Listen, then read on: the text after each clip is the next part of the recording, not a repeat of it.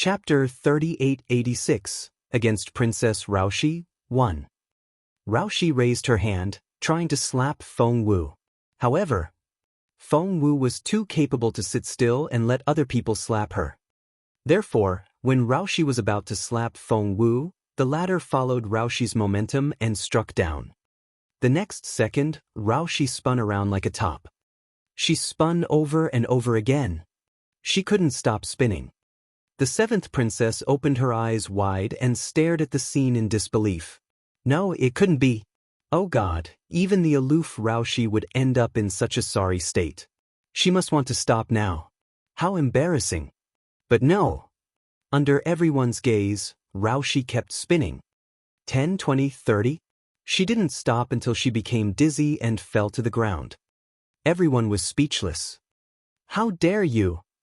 Raoshi's maids bellowed at Feng Wu. Feng Wu recognized them. They were Caixia and Muley. Feng Wu still remembered how Caixia tried to kill her that night. Right now, she was slapping Caixia's master for fun.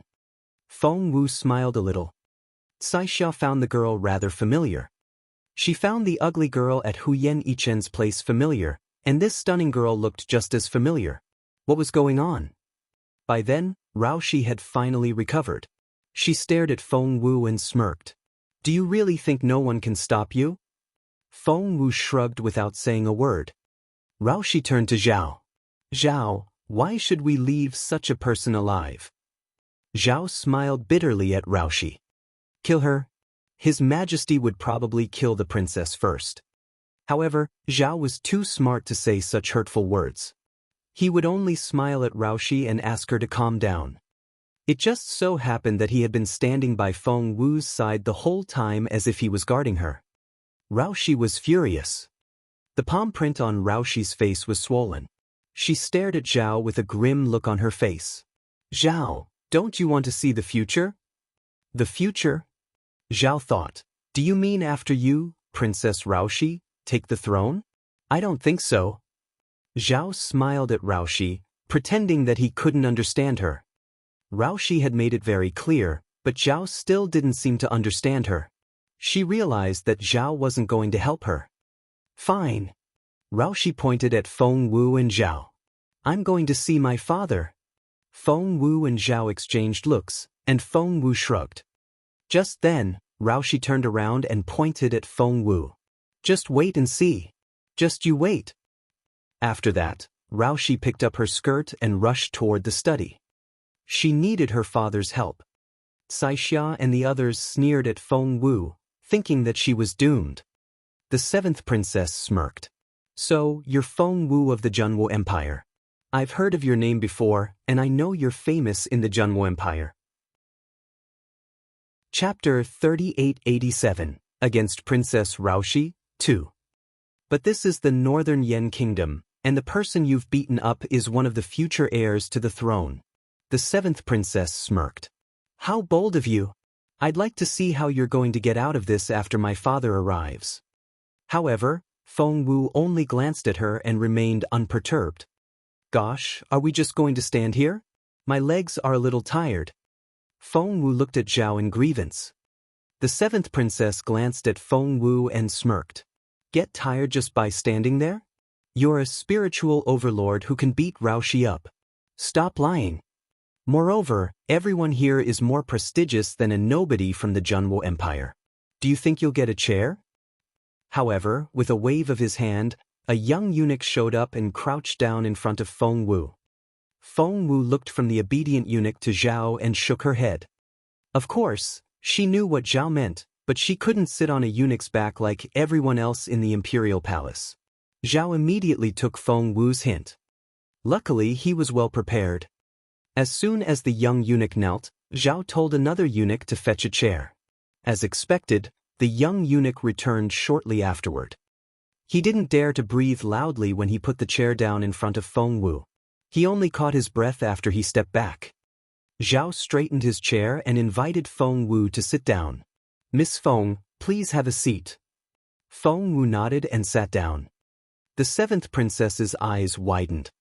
Her eyes were big and round to begin with, and they almost popped out now. What was going on? She couldn't understand it. She couldn't understand why Feng Wu, a nobody from the Junwo Empire, could be treated like this by Zhao, who was her father's most trusted servant. The king never said anything, so Zhao represented how the king felt about Feng Wu. In that case, was it because she was pretty? Was it because her father liked Feng Wu and wanted to make her his consort? Was that it? Ah! At that thought, the seventh princess wanted to scream.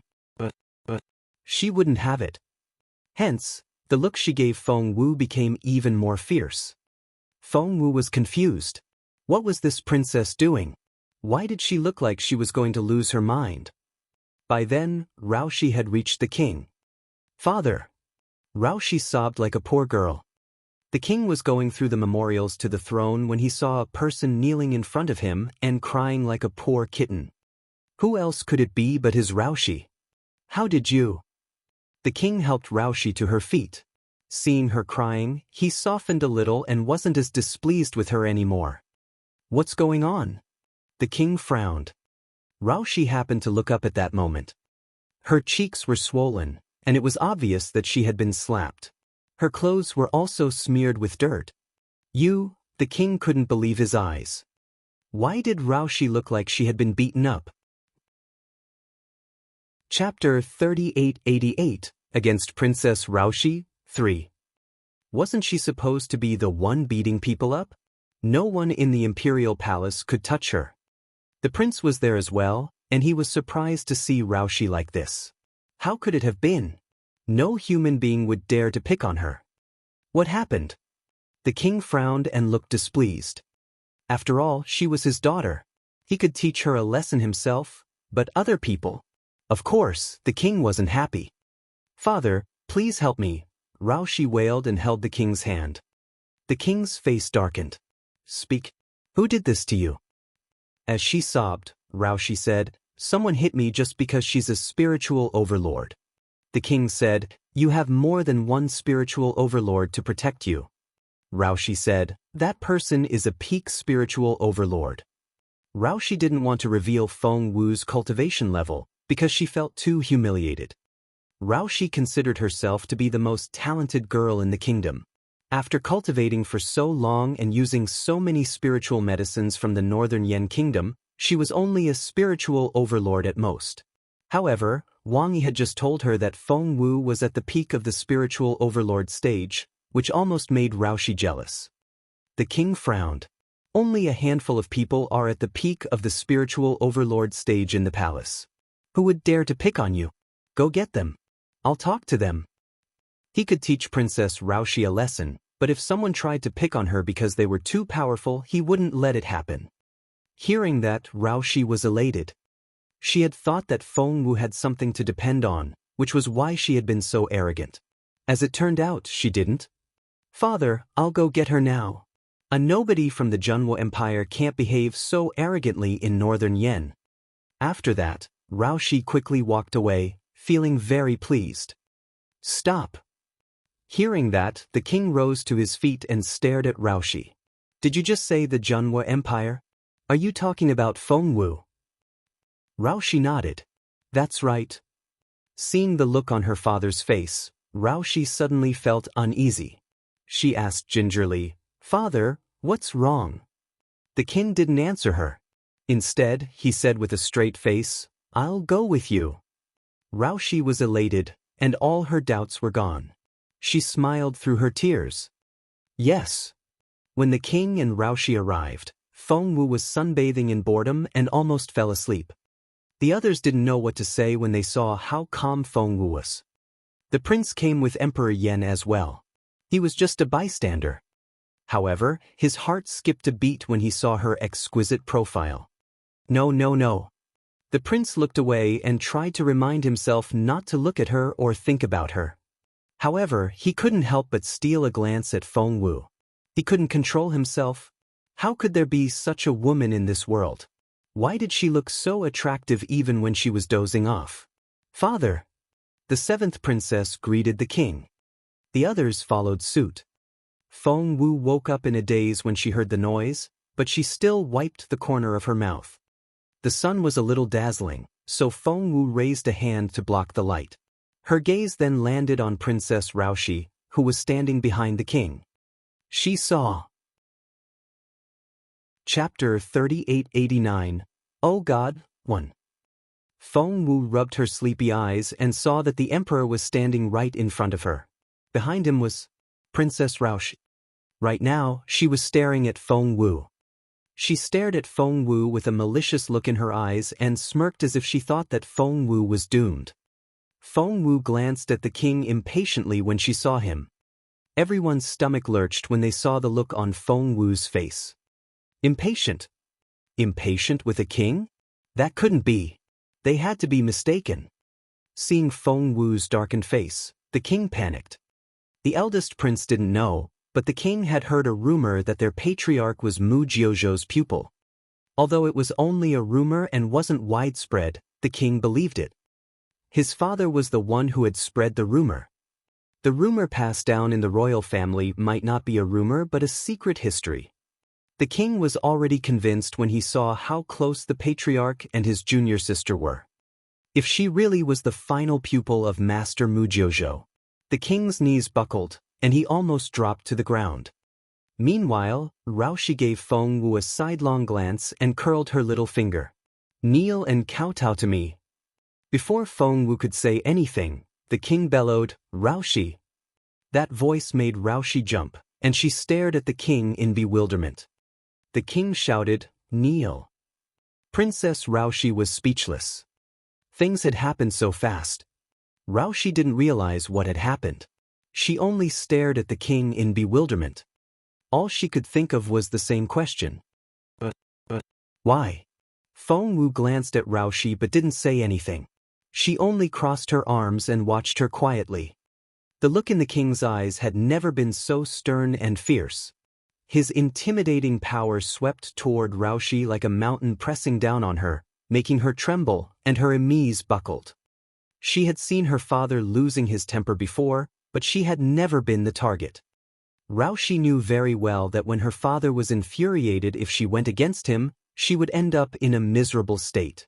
She had seen with her own eyes how her father's favorite concubine had talked back to him and ended up getting killed. Father, without hesitation, Raoshi dropped to her knees. She was trembling from fear. When infuriated, her father would do anything. Raoshi trembled inwardly. Not at me. Although the king's voice was calm, it was bone-chillingly cold. Princess Raoshi was astonished. So were the others. Zhao, the eunuch on Feng Wu's side, didn't think much of it. Although he knew who Feng Wu really was, he didn't realize that he had underestimated her. As for Raoshi's people, they were almost driven crazy by the news. It was so terrifying. Who on earth was this person? Why did Princess Raoshi have to kneel down and apologize to her? Even an ordinary princess shouldn't be asked to do that, not to mention that Raoshi was the crown prince-to-be. This wasn't something she could take lightly. In the crowd only. Chapter 3890, Oh God 2. In the crowd, only the seventh princess nodded. Yes, it had to be what she had guessed. At that moment, Raoshi finally realized that her father meant it. Tears welled up in her eyes, and she felt so wronged. But in the end, she still whispered something to Feng Wu. Feng Wu looked at her and smiled. Princess Raoshi, what did you say? Raoshi gritted her teeth, but she had to raise her voice. I'm sorry. Feng Wu smiled at her. Who are you apologizing to? Raoshi knew that Feng Wu did it on purpose, but with her father's support, Feng Wu would win no matter what. Raoshi thought, forget it.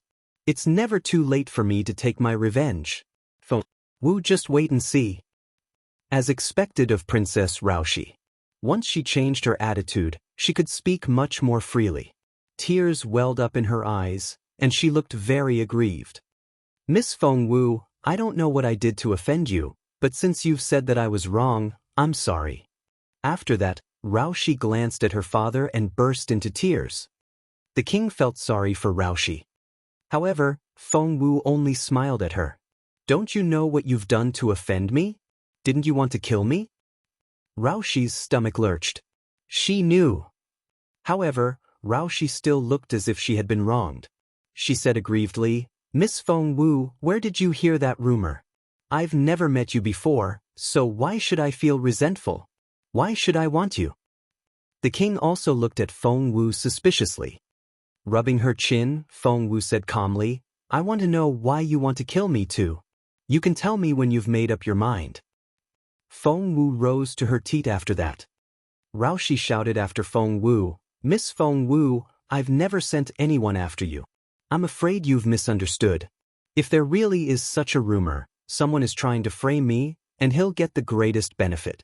Miss, please be wise, and don't let other people fool you."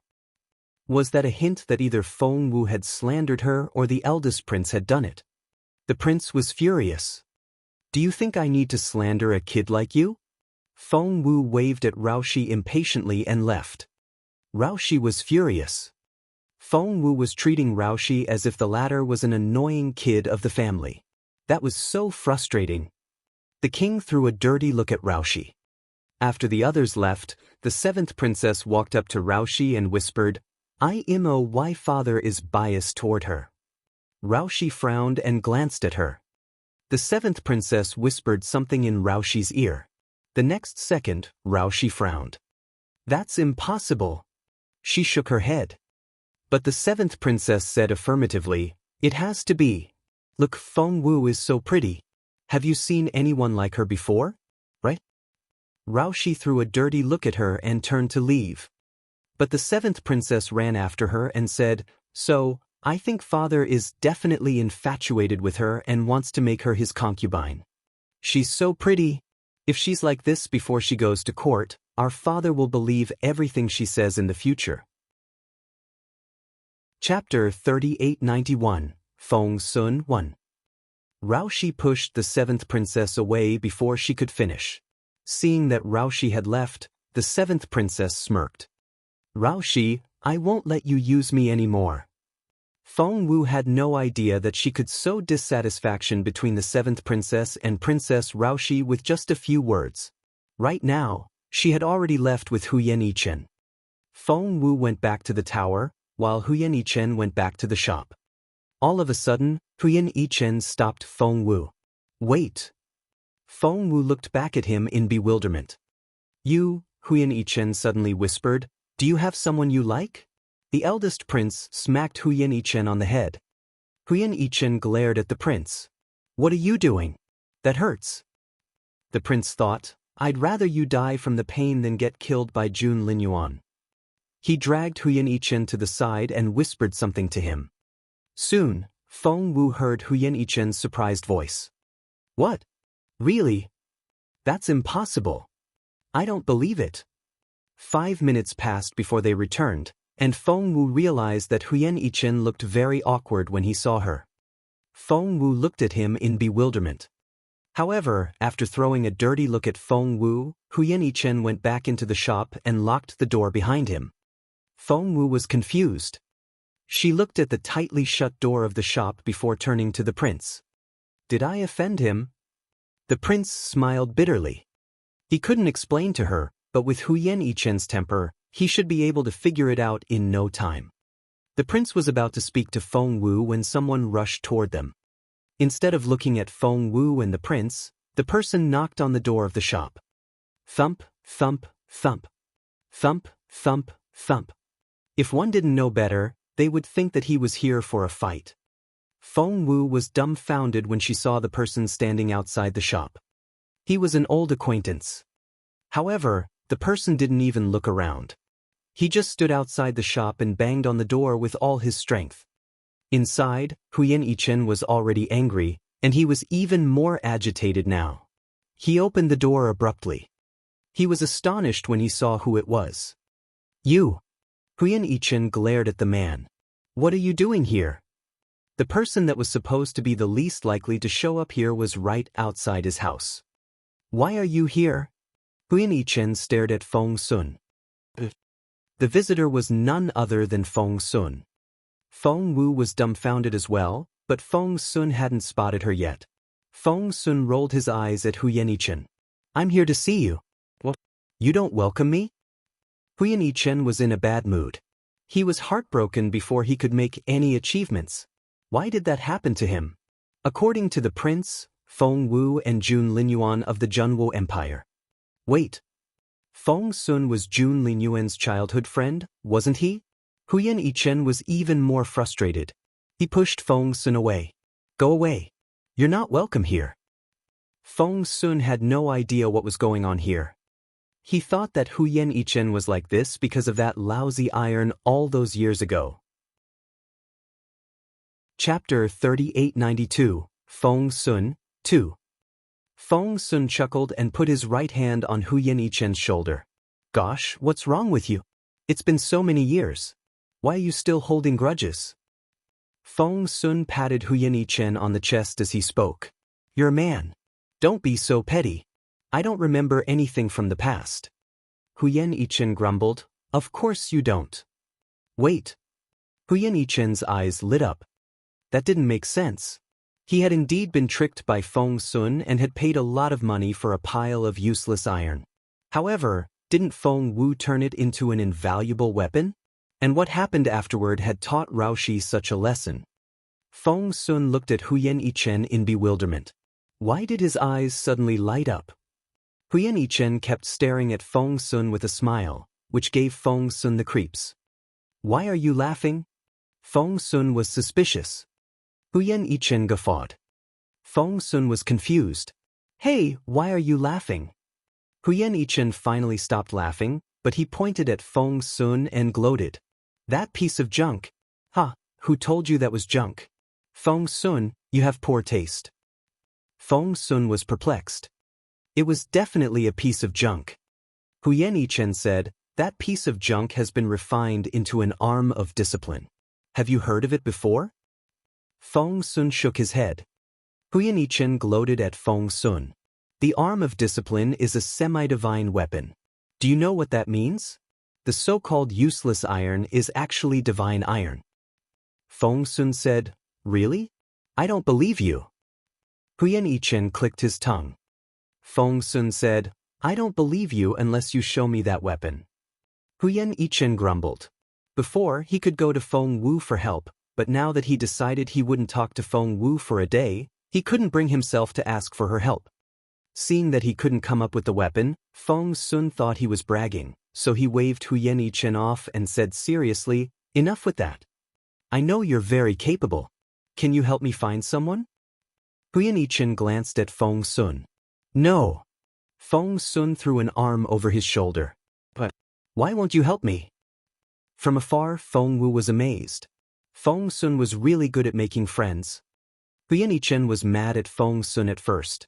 After all, Feng Sun had tricked him for so many years, but that was exactly what Feng Sun was capable of. As soon as Feng Sun showed up, he behaved like Huyan Yichen's best friend. Huyan Yichen was too young and soft-hearted to chase Feng Sun away. Feng Sun seemed to decide to stay in the shop for a while. Not only that, but he had asked Huyan Yichen to look for someone. Huyan Yichen sat angrily at the desk and rested his face on his hands. I'm not helping you. I'm not. Feng Sun nudged him and repeated the same words. Help me. Help me. Help me. Feng Wu and the prince were walking in when they saw this, and she almost burst out laughing. Feng Sun was the cutest teenager in the world. Fine. You're so annoying. Now, who are you looking for? Get lost as soon as you find them. Huyan Yichen feigned an angry tone. Feng Sun wanted to say something. Just then, Feng Sun looked up and saw little Feng Wu. Feng Sun's eyes widened in surprise.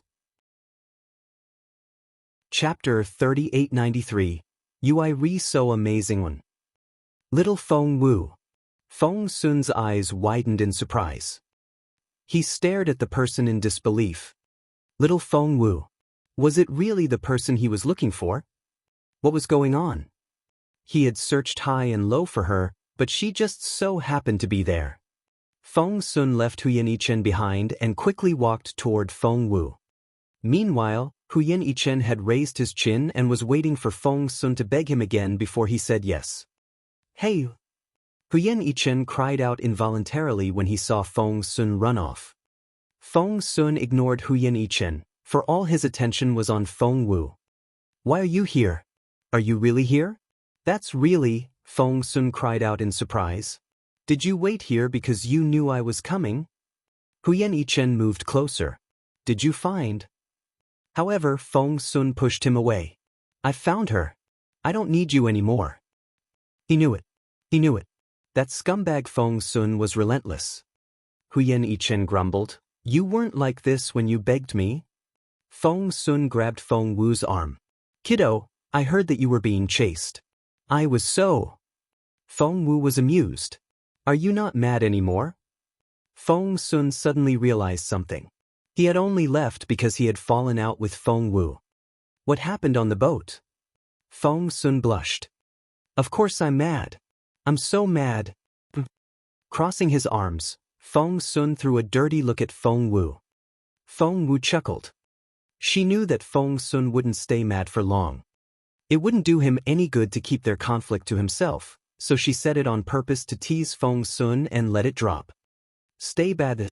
I'm going to see Princess Raoshi now. Do you have a death wish? As soon as he heard that Feng Wu was going to see Princess Raoshi, Feng Sun, who had been pretending to be angry, turned into a roaring dog. Go to see her? Do you have a death wish? Don't you know that she's after you? Why do you want to see her? Feng Wu smiled at Feng Sun. Fine, fine. I won't go to her. But how did you know that she was after me? Feng Sun said grumpily, Boss Jun said so. Feng Wu was surprised. He knows? Feng Sun nodded. What doesn't he know about you? He also told me to come here and protect you. And, Feng Sun took a letter out of his chest pocket and handed it to Feng Wu. He can't come here yet, so he asked someone else to do it. Feng Wu asked curiously, Who? Northern Yan's king, said Feng Sun. Technically, it's a letter of credence. I think the king will scold Princess Raoshi after he gets it. Feng Wu frowned. If it's a letter of credence, it's a big deal, and the Junwo Empire will have to pay a price, won't we? Jun Linyuan would have to pay a price if he wanted to ask for the king's help. Feng Sun nodded. Of course, Feng Sun suddenly stopped talking. He waved his hand and said, That's not important. We just need to give Boss Jun time. When he's free, he can take care of Princess Raoshi in no time. Don't worry. It'll be all right. Feng Sun had faith in Jun Linyuan. Chapter 3894. You so amazing too. Feng Wu was curious. What did Jun Linyuan promise the king with this letter? Was that why he was so confident that the emperor would discipline Raoshi? Huyen Yichen snorted. Feng Sun glanced at him over his shoulder. Huyen Yichen, what are you doing? Do you want to sneeze? Huyen Yichen snorted. You don't need His Majesty to discipline Raoshi. That's just unnecessary.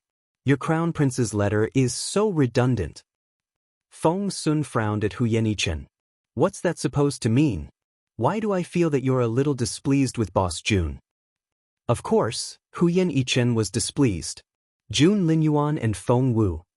But Jun Linyuan could write a letter directly to the king, whereas the king could silence Huyen Yichen whenever he wanted to. Huyen Yichen sighed inwardly, but he couldn't be stubborn anymore. He said grumpily, He really doesn't need to do that. You'd better ask your dear sister. He then turned around. Feng Sun looked at Feng Wu in bewilderment. Xiao Wu, what's going on? Feng Wu smiled, nodded at Feng Sun and said, Huyen Yichen is right. We don't need to ask the king for help because we have a more powerful patron now. Feng Sun was confused. A more capable patron? Someone better than the king? Feng Wu nodded matter-of-factly. Feng Sun said, Really? I don't believe you. The king is the ruler of Northern Yan, and he's the sovereign that calls the shots. Who would dare to challenge him? Feng Wu smiled. So, tell me, is there really no one better in the Northern Yan kingdom? Tilting his head, Feng Sun gave it some thought and said, You can't say that. Patriarch Huyen is such a prominent figure that even the king can't surpass him. But, isn't he supposed to be very unapproachable and elusive? Can we find him? Even if we can find him and ask him for help, it'll be almost impossible, right? Feng Sun found the idea unreliable. Feng Wu smiled at him. Do you still remember why we're here in northern? Feng Sun said, to treat your injury, then travel the world. Hey, wait. Feng Sun's eyes widened. He took a step back and studied Feng Wu as he walked around her. He rubbed his chin and his eyes lit up. Why do I feel that? You're moving swiftly now and aren't as weak as before. Feng Wu smiled at him. Take another guess. Seeing that Feng Wu was teasing Feng Sun, Huyan Yichen was elated. Feng Sun, it's your turn.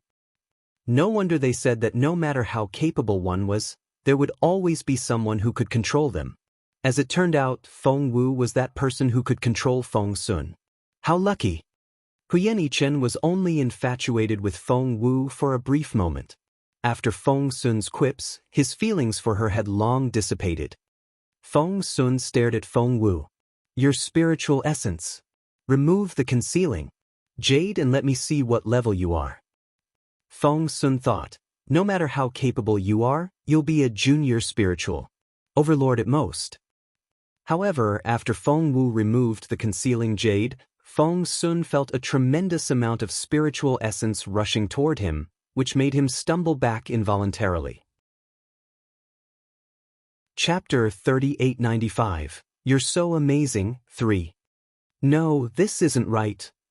Feng Sun's eyes widened, and he stared at Feng Wu. You're definitely not a junior spiritual overlord. I know what a junior spiritual overlord is like. I'm a junior spiritual overlord myself. Feng Wu smiled at him and nodded.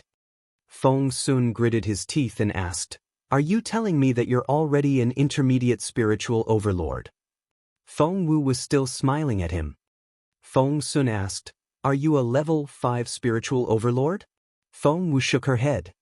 Feng Sun took a deep breath. Level 6 spiritual overlord. Feng Wu was still smiling and shaking her head. Feng Sun's stomach lurched. Why? You're not a level 7 spiritual overlord, are you? Feng Sun didn't dare to guess anymore. You were only a junior spiritual overlord when we parted. Please don't scare me like that. However, Feng Wu chuckled and kept smiling at him. Huyan Yichen darted a look at Feng Sun, his eyes filled with satisfaction. Oh my, Feng Sun, I didn't know you could be shocked by a genius. Do you know how resentful I was when you used your talent to bully me? Huyan Yichen couldn't help but laugh. It was so satisfying.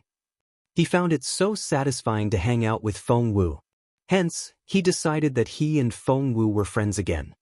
Feng Wu had no idea how Huyan Yichen's mind had changed. Feng Sun waved at Huyan Yichen. Go away. You know nothing. After that, Feng Sun chased Huyan Yichen away and stared at Feng Wu. If you're not a level 7 spiritual overlord, what level are you now? Feng Wu smiled. I'm a level 9 spiritual overlord. Feng Sun stared at her with widened eyes. Feng Wu gave a perfect guileless look and nodded. Not only am I a level 9 spiritual overlord, but I'm also a peak one. Feng Sun was astonished. Seeing how shocked Feng Sun was, Feng Wu beamed at him. She knew it. Feng Sun rubbed his face. Oh, sister, are you joking with me? It's not funny at all. I'm not joking. Xiao Wu has reached the peak of level 9 of the spiritual overlord stage, and that's what she is now. Feng Sun, you can't question a talented person just because you don't have the talent. Huyan Yichen retorted without hesitation. It was so satisfying to talk back to Feng Sun. He had never felt so good in his life. Little Feng Wu was like a little angel that had lit up his world. Feng Sun threw a dirty look at Huyan Yichen before turning back to Feng Wu. Is that true? Feng Wu said, yes. Feng Sun didn't know what to say. Feng Wu asked, what?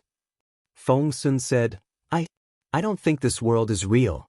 Huyan Yichen, pinch me. Did you really do that? Since Huyan Yichen had such a rare opportunity, of course, he wouldn't hold back. The pain almost brought tears to Feng Sun's eyes, but he did feel the pain. So, it's true? You're really a peak spiritual overlord now? Feng Sun looked at Feng Wu with a long face. Chapter 3896, You're So Amazing 4. Feng Wu nodded with a perfectly guileless look on her face. Yes. Feng Sun sobbed. He was so sad and jealous. He felt abandoned. He used to be much more capable than Feng Wu, but ever since Feng Wu regained her ability, she began to make rapid progress and surpassed him. However, she soon fell ill and lost her cultivation ability again. Feng Sun felt that he could be a good, protective brother to his sister now. As it turned out, the next time they met, the girl had improved again. Do you not need to train at all? Do you just sit there and get stronger? Feng Sun said with a long face. He was so envious. Feng Wu chuckled. What are you talking about? I've been working very hard. Feng Sun thought, like hell, I'll believe you. However, if he could make so many breakthroughs in such a short time, he would be willing to do anything. By the way, how are you doing? I see that you've had an adventure as well. Feng Wu looked curiously at Feng Sun. Feng Sun had only just made a breakthrough to the spiritual overlord stage when they parted, but now he was already a level 3 spiritual overlord. Not bad. He had indeed had a little lucky encounter. He had thought that he would be able to get closer to Feng Wu's cultivation level, but that wasn't the case. How sad. Feng Wu patted Feng Sun on the head as if he was a wounded puppy. Don't be sad. I'll take you to... Feng Wu was going to say, senior brother, but she then remembered that she had to keep their relationship a secret for her own safety, so she changed her mind. I'll take you to see the patriarch and see if he has any other pills for you. Feng Sun asked curiously, did you take some pills? Wait, patriarch, you... Feng Wu answered Feng Sun's first question. That's right. I took the primary heaven pill. Feng Wu winked at Feng Sun. Feng Sun had to have heard of the famous pill. As expected, Feng Sun stared at Feng Wu in astonishment. The primary heaven pill? Is it the one that can revive the dead? Have you taken it? Feng Wu said, can it revive the dead?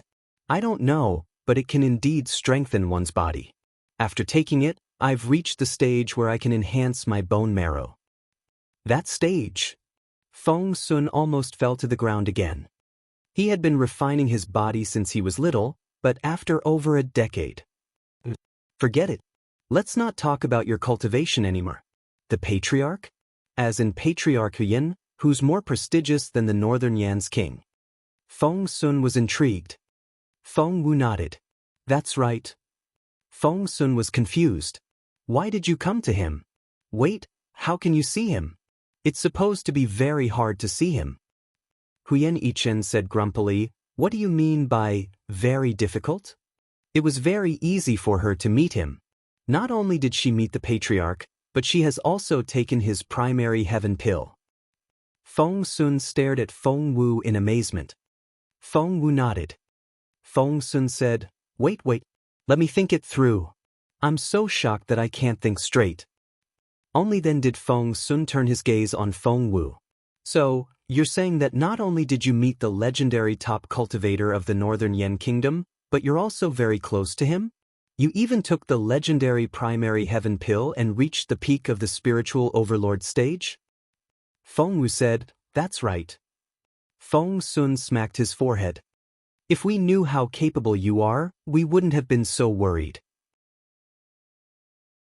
Chapter 3897, Compared to Boss June 1. Feng Wu mumbled, you didn't have to worry about me. I'm so smart. Feng Sun didn't hear her. What did you say? Feng Wu immediately fawned on him. I was just saying. Brother, I'm so touched by how worried you all are about me. Feng Sun rubbed Feng Wu's head and gloated. Isn't it my duty to care about you? And you have to thank Junlin Yuan.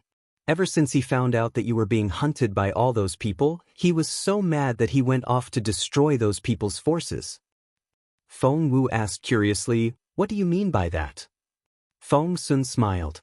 Haven't you noticed that no one in the Zhua and Hua families has bothered you recently? Feng Wu tilted her head and gave it some thought. That was true. Ever since she came to the imperial capital, she didn't feel like she was being watched anymore. She had always thought that it was because those people weren't watching Northern Yan. Of course, it's not like that. That old man has been watching you the whole time, and he couldn't wait to stew you. You have the divine phoenix blood. Feng Sun gloated. They stopped watching you because Boss June has made them cry. Feng Wu was amazed. Cry? Feng Sun waved his hand. Yes, it's an exaggeration, but it's more or less the same because Boss June went to the old Zhou family manor in Jinyang province first and severely injured the old master there. Feng Wu asked curiously, wasn't the Zhou family's old master already? Feng Sun said, it's not the same one. The one in the imperial capital has been destroyed by you and is in a semi-paralyzed state. I don't know where he went after that, but we haven't found him yet. However, there's another one in the old Zhou family manor in Jinyang province. He's the last old master of the Zhou family, but this time, Boss June has destroyed his cultivation ability. Before Feng Wu could say anything, Huyan Yichen said, if I remember it correctly, the elders of the Junwo Empire are spiritual saints, right? Feng Sun crossed his arms. That's right. Huyan Yichen said, then you're lying. Feng Sun frowned and stared at him. Why am I lying? Tell me. When did I lie? Huyan Yichen said, you said that Jun Linyuan has crippled the head of the Zhou family, who was a spiritual saint. As far as I know, he's more than a junior spiritual saint. How is Jun Linyuan going to fight him? Is he more powerful than a junior spiritual saint? Feng Sun patted Huyan Yichen on the shoulder in satisfaction. Hey buddy, you were right. Huyan Yichen twisted his shoulder, stared at Feng Sun, and said grumpily, I'm not your buddy. Keep bragging. I don't believe Jun Linyuan can be that capable. Feng Sun glanced at Huyan Yichen in bewilderment. I think you don't like Boss June. Huyan Yichen snorted and looked away. Feng Sun's eyes widened as if he had just discovered a new land. You used to follow Boss June everywhere and wouldn't leave. Why are you jealous now? Huyan Yichen, are you comparing yourself to Boss June? Huyan Yichen threw a dirty look at Feng Sun. Chapter 3898, Compared to Boss June 2. Feng Sun made a big deal out of it. Oh my! What did I find? Huyan, are you really comparing yourself to Boss June? Why are you doing this to yourself? I don't even dare to compare myself to Boss June because I don't stand a chance. How dare you? You're incredible. Feng Sun cupped his hands at Huyan Yichen as he spoke, infuriating the teenager. Huyan Yichen's face went scarlet red. Seeing that Huyan Yichen was furious, Feng Wu tried to mediate the situation. Do you want to go in and look around? Feng Wu pointed at the tower behind them as she spoke. Huyan Yichen said grumpily, that's the master's tower. We can't get in. Feng Sun's eyes lit up. Really? I can go in. Feng Wu nodded. Maybe he has hidden something nice inside, right? Feng Sun nodded immediately. That's right. I don't mind coming out empty-handed, but what if there's some good stuff inside? We'll be so lucky. He took Feng Wu's hand in a hurry. Show me inside. Quickly. Huyan Yichen gave Feng Sun a strange look. I can't believe you just said that. He had never seen Feng Sun like this before. In Huyan Yichen's mind, Feng Sun was the naughty teenager who had bullied him so much that he used to cry. Feng Sun glanced at him and raised his chin. So what if I begged my sister? Do you have a sister? Do you? Huyan Yichen said, I don't know who you are anymore. Feng Sun said, you're just jealous. You're jealous that I have such a wonderful sister. Feng Sun put a hand on Feng Wu's shoulder as he spoke. He thought to himself, one need to get closer to little Feng Wu while Boss June isn't around. Otherwise, when Boss June gets here, I won't even be able to stand next to her.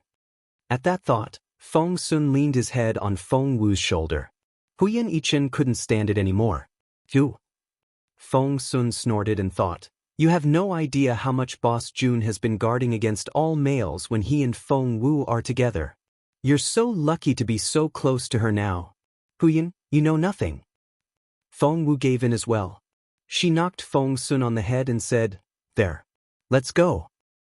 Hey, this is... Only then did Feng Sun seem to notice someone else was there, and he pointed at the young man next to Feng Wu. He had noticed from the very beginning that the young man was with his sister and appeared to be quite close to her. He didn't say anything because he wanted to leave that young man hanging. Feng Sun didn't expect the young man to be so mild-tempered. He just stood there and listened without saying a word, which rendered Feng Sun speechless. He's Huyan Junshin, the eldest prince of Northern Yen, Feng Wu introduced him. Feng Sun looked at Feng Wu in amazement. The eldest prince? Why was the prince so nice? Why did he just stand there and wait? Was he secretly in love with Feng Wu? Feng Sun stared at the prince with eyes as sharp as daggers. The prince was a smart man, and he immediately sensed Feng Sun's hostility. Sensing the strange atmosphere between them, Feng Wu wanted to intervene, but Feng Sun spoke first. Your Royal Highness, may I have a word? That's what I was thinking. The prince nodded and went to a corner with Feng Sun. The two of them then started chatting. Chapter 3899. Compared to Boss June, 3. Feng Sun was alarmed at first, but the prince said something, and Feng Sun beamed at him. He even patted the prince on the shoulder. When they came back, they looked like best buddies.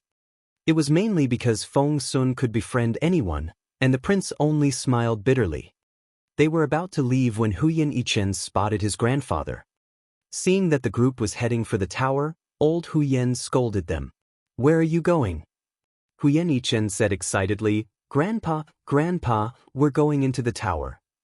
Old Huyan's face darkened, and he said grumpily, Do you think you can disturb the patriarch just like that? Do you think you can go straight in? Other people may not know this, but you've lived here for so many years. Have you seen anyone else go in? Huyan Yichen said, But Grandpa. Old Huyan said, There's no, but. If you disturb the patriarch, you're going to die a miserable death. Now, come back with the prince and the others. Huyan Yichen said anxiously, But Grandpa, we have people inside. We can go in. Old Huyan was so angry that he laughed. You have people inside? The patriarch and the giant eagle are the only ones inside. Are they your men? Use your brain, even if you're lying. Infuriated, old Huyan jabbed a finger in Huyan Yichen's forehead as he spoke, trying to drag him away. However, at that moment, the protective wall that had always been sealed opened, and a giant eagle stood in front of them. Seeing the giant eagle, old Huyan immediately became very respectful as if he was meeting the patriarch. He even kicked Huyan Yichen, hinting at him to stand at attention and bow. However, at that moment, Feng Wu greeted the giant eagle with a grin. You came out before I knocked on the door. Did you know I was coming? The giant eagle gave Feng Wu an aggrieved look and said grumpily, You've been gone for so long, and the patriarch is worried sick. He's asked about you more than 10 times a day, and I couldn't go anywhere. I've done nothing but wait here for you. If you don't come back now, I'm going to fly out and look for you. Feng Wu gave the eagle a wry smile. I only asked a question. Why are you throwing so many things at me? The giant eagle said, Come with me then. The patriarch is waiting. Feng Wu pointed at the people behind her. They're here to have a look around. I don't think the patriarch will mind, will he? The giant eagle said grumpily, Just tell him that you invited them. What can he possibly say? The giant eagle finally saw that she wasn't just a junior sister at all. She was the apple of the patriarch's eye. Hence, they all entered the tower under old Huyan's astonished gaze. Outside, old Huyan just stood there. He only realized what had happened when the door closed. He then asked Iron Tower, Am I hearing things? Was that an illusion? Iron Tower shook his head. Old Huyan was speechless. He no longer knew what this world was like. Meanwhile, in the imperial palace, Princess Raoshi was standing obediently in front of the king when he threw a teacup at her face. She didn't dare to dodge. The tea splashed all over her face, and the cup made a bloody gash on her forehead. Chapter 3900. The End of Princess Rao 1. Seeing the blood oozing out of Princess Rao's forehead, the king was still furious. He pointed at Princess Raoshi. How dare you? Princess Raoshi had no idea what she had done wrong, so she stubbornly knelt on the ground. Next to her, the queen was so anxious that she tried to comfort the king. "Your Majesty, what did Raoshi do? Why did you hit her like this?" The king smirked. "What did she do? Ask her." The queen panicked. Could it be? Meanwhile, Princess Raoshi gave the queen a warning look, telling her to keep her mouth shut. She then gracefully kowtowed to the king, raised her head, and said in a tone that was neither humble nor arrogant, "Father, I don't know what I did wrong." The king was so angry that he laughed. "You don't know? Don't make me laugh. Do I need to remind you?" Princess Raoshi straightened her back and said calmly, "Your Majesty, I'd love to know." The king was so angry that he pointed at Princess Raoshi. "You're unbelievable. How dare you do that? I can't believe that I've chosen you to be one of my heirs." Princess Raoshi pursed her lips and didn't say a word. She had a feeling that she would have a very difficult time, but... "Father, are you talking about assassinating Fengwu?" Princess Raoshi asked. The king only sneered at her without saying a word. Princess Raoshi sighed and looked at the emperor. "Father, if I had another chance, I would still go after her. I have to kill her." The king narrowed his eyes and stared at her like a wolf king. Princess Raoshi said calmly, "Everyone says that she has the divine phoenix blood and that she's Jun Linyuan's fiancée. Everyone says that she has a promising future. But father, will it benefit the Northern Yen Kingdom to have such a person around? Will it benefit us if she marries Jun Linyuan and has a wonderful baby? Therefore Fengwu has to die. Once she's dead, there will be no divine phoenix blood anymore. The Junwo Empire won't be a problem for the Northern Yen Kingdom. Once I become the ruler of our kingdom, I'll join hands with the Dongsang Kingdom and rise above the Junwo Empire in the future. That's why I don't understand. Father, why are you so short-sighted? You actually like Fengwu.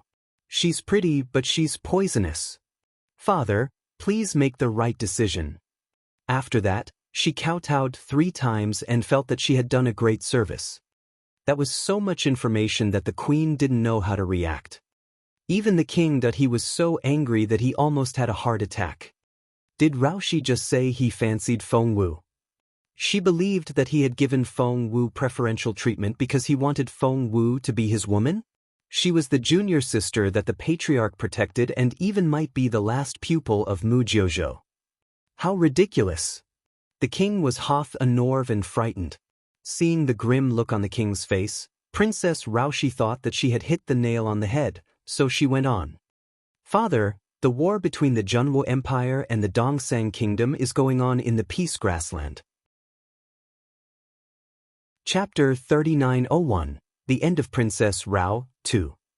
Right now, the Junwo Empire and the Dongsang Kingdom are fighting fiercely in the Peace Grassland. They're about the same level and it's still too early to tell who's going to win. The more Raoshi said, the more excited she became. This is the best time for the Northern Yen Kingdom to get involved. We'll get a big share, no matter if we side with the Dongsang Kingdom or the Junwo Empire. Father, I'm in favor of... However, before she could finish, the king silenced her with a wave of his hand. Princess Raoshi looked at him in bewilderment. The king stared at her. "Is that why you wanted to kill Fengwu?" Princess Raoshi said, "Yes. It's said that she's Jun Linyuan's favorite. Capturing her will keep Jun Linyuan from taking action." "Father, what's wrong with that?" The king thought to himself, "Normally I wouldn't think much of it, but things are different now. Fengwu is... Father, Fengwu has to die." Raoshi screamed at the top of her lungs. Her head kept banging on the ground, and soon, blood covered her forehead. It was a ghastly sight. Normally, the king wouldn't have let his daughter do such a thing, but now, he was staring at Princess Raoshi with a cold look in his eyes. The queen looked from the king to Princess Raoshi. Somehow, she felt uneasy. The king sighed and said to Princess Raoshi, "So, apart from trying to kill Fengwu, you also wanted to kill me, didn't you?" He had almost been tricked by Raoshi and forgotten about her most fundamental mistake. Princess Raoshi shook her head repeatedly. Her pale face looked so harmless, but... The king didn't give her a chance to explain herself. Instead, he summoned Zhao Su's little Dian, who worked in the royal study, Lady Mei, and all her servants entered the hall. Seeing this group of people, Princess Raoshi didn't seem pleased. As expected, her father knew. Princess Raoshi remained calm, but the queen was panic-stricken. Princess Raoshi threw a dirty look at her, telling her to calm down. The queen wanted to calm down as well, but she couldn't. That was the crime of trying to murder a king. The king stared at Princess Raoshi. "I'm giving you one last chance. You'd better tell me yourself. You know what will happen if I reveal the truth." Raoshi looked up at the king and asked a completely unrelated question. "Father, you won't do anything to Feng Wu, will you?" Although the king didn't answer, Princess Raoshi wasn't stupid. She knew that her father wouldn't touch Feng Wu. She smiled bitterly. "Father, why? Is she that likable?" The king thought, that's right. Feng Wu is the patriarch's favorite. It didn't matter if he liked Feng Wu or not. The patriarch liked her. He was the ruler of the kingdom, but the patriarch was the real leader behind everything. He could make anyone the king. That was just how things worked. Princess Raoshi smiled bitterly. "Father, it's Feng Wu. I've found out everything. Feng Wu had the study set on fire on purpose, and she was the one who sold the medicine to Lady Mei. She has poisoned you so badly. Father, please believe me." Chapter 3902, The End of Princess Rao, 3. The king shook his head sadly. He had given Raoshi a chance, but she wouldn't take it. Seeing the look on the king's face, Princess Raoshi knew that something was wrong. At that moment, she mentioned the patriarch again. "Father, you can listen to Feng Wu's slander and believe that I poisoned you. You can even believe her and kill your daughter, but father, I'm not only Princess Raoshi. I'm also the closest person to the patriarch." She gritted her teeth and stared at the king. "Father, can you bring yourself to upset the patriarch?" Since she had lied, there was no reason not to keep lying. She gritted her teeth. "Father, it's my birthday today, and I've received the primary heaven pill from the patriarch." Staring at the emperor, she used all her strength. "Father, don't you want to know how much I'll grow after taking the pill?" "This is the pill."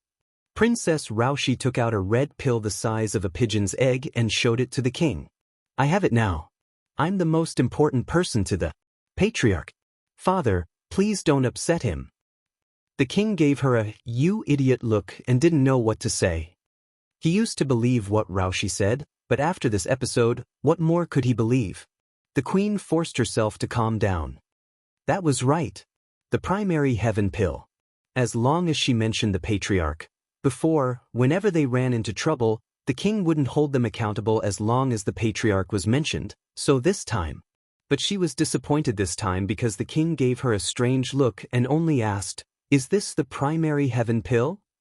Raoshi raised the pill over her head and nodded solemnly. "Yes, this is the pill the master gave me." However, the king snorted. Princess Raoshi's heart sank when she saw this. Something didn't feel right. The king smirked. "Raoshi, since you were little, how many times have you used the patriarch to intimidate me? Are you still going to lie to me?" Princess Raoshi asked, "Father?" The king said _TTQ a fake and in PL. Princess Raoshi stared at him in astonishment. The king smirked and said, "The primary heaven pill is fake." Seeing how confident the king was, Princess Raoshi was uneasy. Had some slut heard her talking to her mother and told her father? However, what the king said next almost killed Princess Raoshi. He said coldly, "Because the patriarch has given the pill to someone else."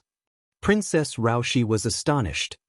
Her head went blank and she almost couldn't think straight. Her father had to be bluffing. That had to be it. At that thought, she forced herself to calm down and forced a smile. "Father, you're so funny." Lady Mei and the others all dropped to their knees and lowered their heads as if they didn't exist. But they didn't miss a word. They were shocked as if they had heard some incredible secret.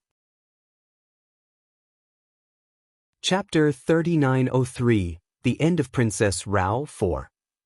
As expected, the king said coldly, "I'm not joking. I saw with my own eyes that the patriarch gave the pill to someone else, and you—" Seeing that Princess Raoshi's expression was cracking, the king didn't feel anything for her. He said, "You were scrubbing the floor in the tower. Wasn't that true?" Princess Raoshi felt as if she had been struck by lightning. Her father saw it. He saw it. For a moment, Princess Raoshi blanched, but she soon blushed. The king kept his gaze on her. "Your primary heaven pill is fake, and so is the patriarch's favor for you. Raoshi, you're such a poser. You've fooled me and everyone else in the northern Yen kingdom." The king had planned to show Princess Raoshi some respect, but what she did crossed the line, so he didn't show her any mercy. Princess Raoshi shuddered when she heard those words. The king thought she would stop, but she didn't. She was absent-minded for a brief moment but soon returned to normal. She only smiled and said, "Father, you're mistaken. I did some cleaning in the tower, but that was because the patriarch was teaching me a powerful technique, so I needed to work on it first. According to the patriarch, a great task is bound to befall a person first." What a sharp-minded, tenacious, and resolute girl. Not many people could do that. The king was almost impressed. Still, she had crossed the line. "It's not a big deal that you tried to kill Feng Wu. After all, she's not dead. It's not a big deal for you to pretend that the patriarch dotes on you." The look in Emperor Yan's eyes grew colder. "But you should never have tried to kill the king." Of course, the princess wouldn't admit it. She kept kowtowing. "Father, I didn't." She was already bleeding a lot, and she looked like she was going to collapse at any moment. However, with all the evidence, no matter how hard Princess Raoshi tried, it wouldn't work. When Lady May and her maids all pointed at Princess Raoshi, there was no way that she could get away. "Out all of you." With a wave of the king's hand, the others left. Meanwhile, Princess Raoshi sat on the ground in a trance-like state. Her father had exposed her disguise in front of so many people. He was so relentless. He had destroyed all her pride. The king walked up to Princess Raoshi and looked down at her. Princess Raoshi smiled bitterly. "Father, are you going to kill me?" The king crouched down in front of Princess Raoshi and brushed away a lock of hair on her forehead. He said sympathetically, "You're my favorite daughter." After a pause, he sighed. "You're supposed to be my favorite heir to the throne. Why are you in such a rush? If I'm dead, you can have the throne." An idea struck her. It seemed that she was still useful to her father, and he wouldn't kill her just yet. As expected, the king said, "You have two choices. First, you'll marry Night Owl, the crown prince of the Dongsang kingdom. Or you can marry Feng Sun, the son of Feng Xiangnan of the Junwu Empire." Chapter 3904, The Patriarch's Gift 1. The king stared at Princess Raoshi. "That's the only thing you can do for the Northern Yen Kingdom. Think about it and tell me." But Princess Raoshi suddenly asked, "What if I want to take the third option?" The king frowned at her. Princess Raoshi said, "What if I want to marry Jun Linyuan?" The king had the biggest frown on his face. He shook his head. "No," Princess Raoshi said seriously, "but I want to marry Jun Linyuan, and that's the only way I can be of use to the Northern Yen Kingdom." However, the king cut her off before she could finish. "You'll destroy the Northern Yen Kingdom." The king waved his hand. "Not Jun Linyuan. Never." Princess Raoshi asked, "Why?" "Even if I can't be his wife, I'll still want to be his concubine." "Father, can I even do that?" The king thought that when Jun Linyuan became the emperor one day, he would have a lot of concubines. Therefore, it wouldn't be a bad idea for Raoshi to become one. If that was the case, his relationship with Feng Wu would be even closer. That would be a good thing, wouldn't it? Seeing that her father didn't turn her down right away, Princess Raoshi had an idea. When she tried to compete for the throne, she had been trying to win the Dongsang kingdom to her side so that she could resist the Junwu Empire. However, if she had to choose a husband, it would only take her a split second to make the right choice. Jun Linyuan and Gui Tsulai will fight in the imperial capital tomorrow. She narrowed her eyes. Father, don't worry. I'll make Jun Linyuan take responsibility for me. One he has to marry me. A concubine. Of course, Princess Raoshi wouldn't want to be a concubine. As for Feng Wu, hadn't her father taken a fancy to her? Jun Linyuan would never want Feng Wu again after everything was done. At that thought, she smirked inwardly. But the king didn't think about that. He only wanted to make good use of the last bit of value of Raoshi. The father and daughter had different thoughts, and neither could guess the others. Meanwhile, Feng Wu asked the patriarch to give her friends some gifts. There was only one primary heaven pill, and the patriarch couldn't do anything about it. However, after all these years, the old man had a lot of good stuff on him. Especially Nen came co-lorden weapons. Hence, Feng Wu fetched a pair of shoes for Feng Sun, known as the Flying Wind Boots. Once he put it on, he could travel as fast as the wind, and he could disappear in a split second. That's a semi-divine weapon. Feng Wu was astonished as well. That was so valuable. That's very generous of you. Feng Wu looked at the patriarch in amazement. Patriarch Huyen said grumpily, "He's your brother, isn't he? He's taken care of you for so many years, so why can't I give him something nice? If my master wants to give him a gift, it has to be a divine weapon." The mention of his master brought tears to his eyes again. Just then, Feng Sun ran back in excitement. To be more precise, he had slided into the room. Those boots felt like they had wheels. Feng Sun was so excited that his cheeks flushed and his eyes twinkled. These shoes are amazing. Feng Sun grabbed Feng Wu's hands, his eyes twinkling in excitement. My speed has doubled. Chapter 3905, All Senior Brothers, 1. Grabbing Feng Wu, Feng Sun's eyes lit up in excitement. My speed has increased exponentially. Feng Wu said, I see. Feng Sun grabbed Hu Yenichen's hand in excitement. Did you see that? My speed has doubled. Hu Yenichen stared at him jealously and pouted. Feng Sun then went to the prince in excitement. My shoes. Did you see that? See. The prince looked away in frustration. Feng Sun turned around in excitement and dashed off, shouting at the eagle, Catch me if you can. The eagle didn't want to talk to the dumb teenager at all. However, Feng Sun rushed to its side and patted it on the head when he ran past it. Silly bird. The eagle lost its temper right away, and it was so angry that it flapped its wings. It didn't mind nicknames, but this dumb teenager had just called it a silly bird. That was unacceptable. Stop right there.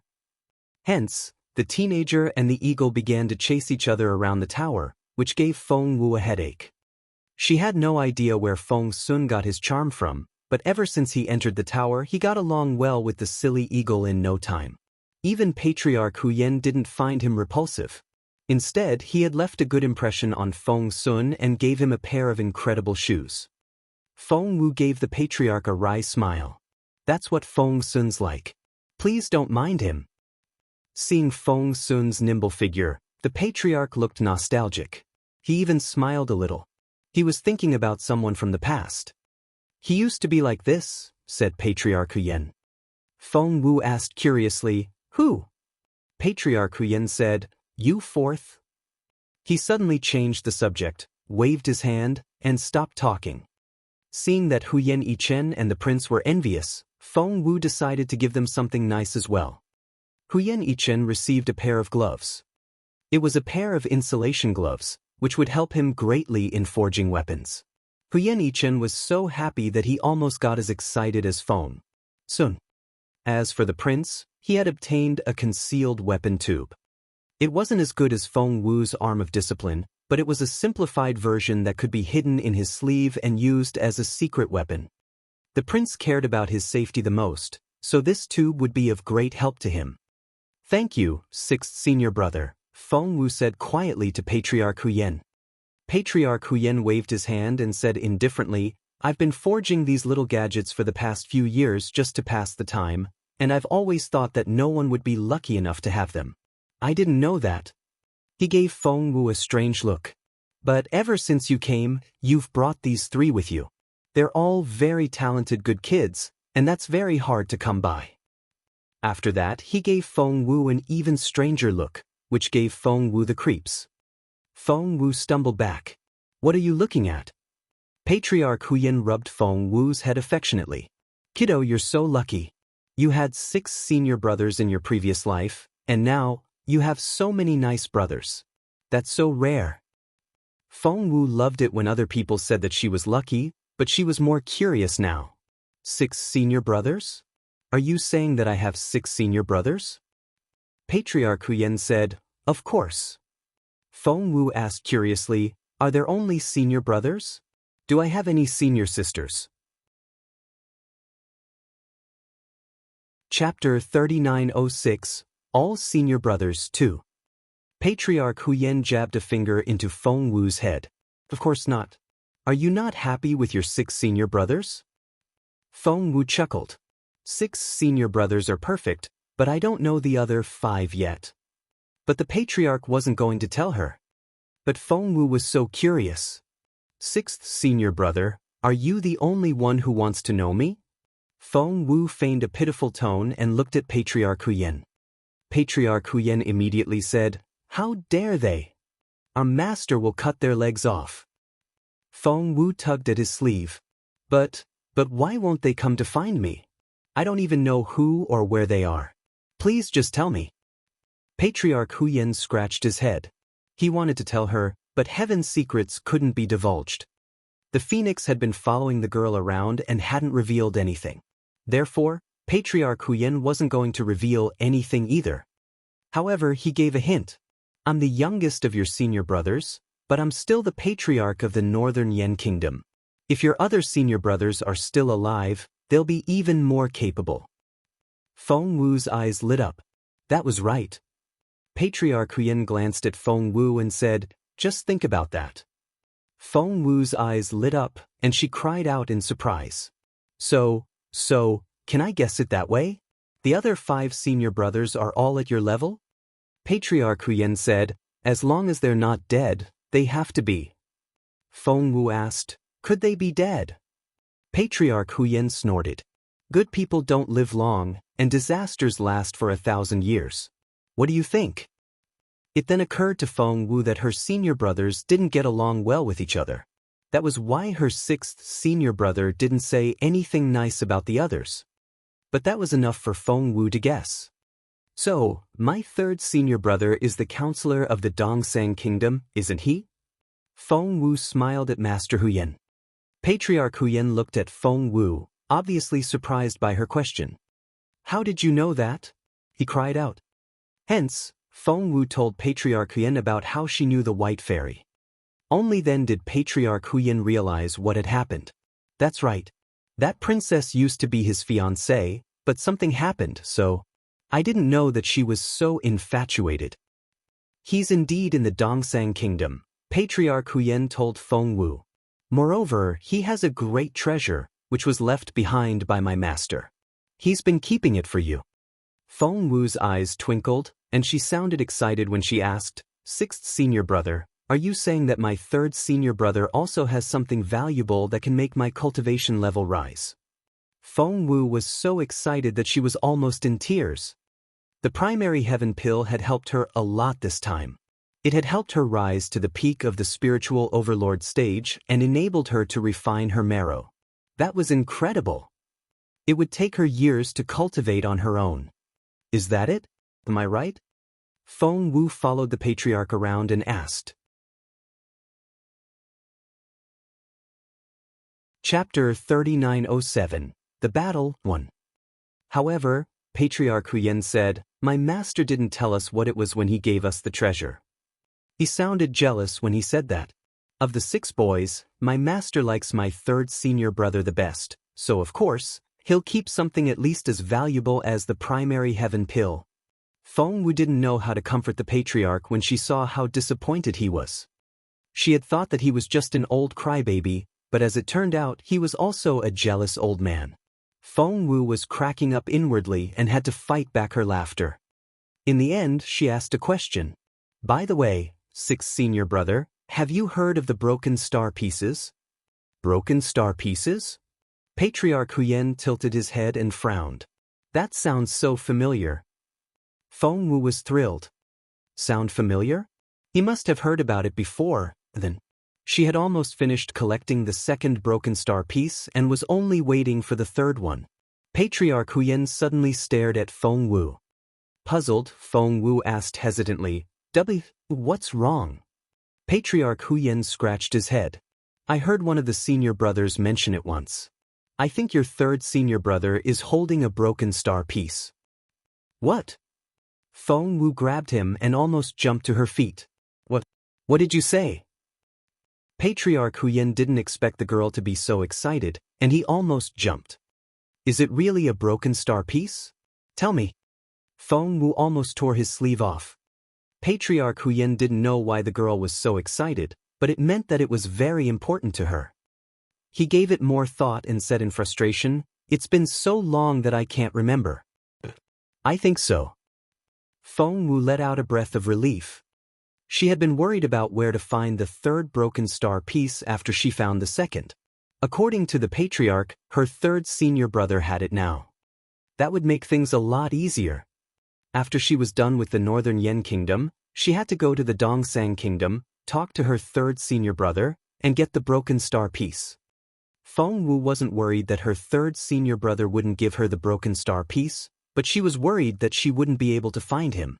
According to the White Fairy, he would cultivate in seclusion for 30 to 50 years on end. Feng Wu grew anxious at that thought.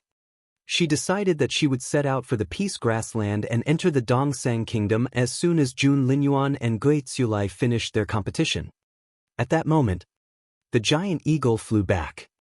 Master, Gui Tsulai is kneeling outside. He wants to see you. The giant eagle looked curiously at Patriarch Huyen, wondering if he would see Gui Tsulai this time. Gui Tsulai. Feng Wu's eyes lit up. Wasn't he the one who was going to compete with Jun Linyuan tomorrow? What was he doing here? Feng Wu was about to ask that question. The giant eagle suddenly said, He's very sincere. He's been coming here every year for the past 10 years. What's he doing here? Feng Wu asked curiously. The giant eagle said, He's here to ask for a sword every year for the past 10 years. The patriarch said that he would consider it if Gui Tsulai did that and reached a certain cultivation level. Chapter 3908, The Battle 2. Henvi. Feng Wu looked curiously at the giant eagle. It didn't say nice things about people for no reason, unless. The eagle grinned at Feng Wu. Look at that grin. The eagle must be doing this because that man had given it some sort of reward. Feng Wu tugged at the patriarch's sleeve and looked eagerly at him. By now, he was very familiar with Feng Wu's petty tricks, and he found the girl as lovely as ever. Hence, he looked affectionately at Feng Wu and rubbed her little head. Sixth senior brother, is he really here for a sword? Feng Wu asked in a low voice. Patriarch Huyen nodded. He's been asking for it for 10 years. That's very sincere of him, and he's quite talented in swordplay. Well, the eagle then led a swordsman in with a bamboo hat on his head. Feng Wu had seen Gui Tsulai fighting Jun Linyuan on the mountain peak and saw that Jun Linyuan had gained the upper hand, so she was a little relieved. Gui Tsulai. The prince and Huyen Ichen didn't dare to move when they saw who it was. They both stood ramrod straight. Feng Sun wasn't as lively as before. Right now, he narrowed his eyes and looked at Gui Tsulai cautiously. Although Gui Tsulai kept his gaze on Patriarch Huyen, he was surprised to see the others out of the corner of his eye. It had been years since any outsiders visited the patriarch. Why was it so crowded now? However, he didn't think much of these people. He went straight to Patriarch Huyen and greeted him. Patriarch Huyen's eyes lit up when he saw Gui Tsulai. Your cultivation level has risen again. Gui Tsulai might look like an unapproachable swordsman, but when he was around Patriarch Huyen, he seemed to admire the latter. He was thrilled every time Patriarch Huyen praised him. His cultivation level had risen again? Feng Wu wasn't so sure anymore. What would happen if Jun Linyuan fought him tomorrow? Next to her, Patriarch Huyen smiled at Feng Wu. He's a pretty good swordsman. How about I let him teach you? Gui Tsulai couldn't help but give Feng Wu a curious look. He had never met anyone who could make the old man treat her so nicely. Feng Wu pursed her lips and shook her head. No. The patriarch smiled. We'll talk about it later, then. You can start any time you want. Gui Tsulai couldn't help but glance at Feng Wu again. Someone in the northern Yen kingdom had said no to the patriarch? Who was she?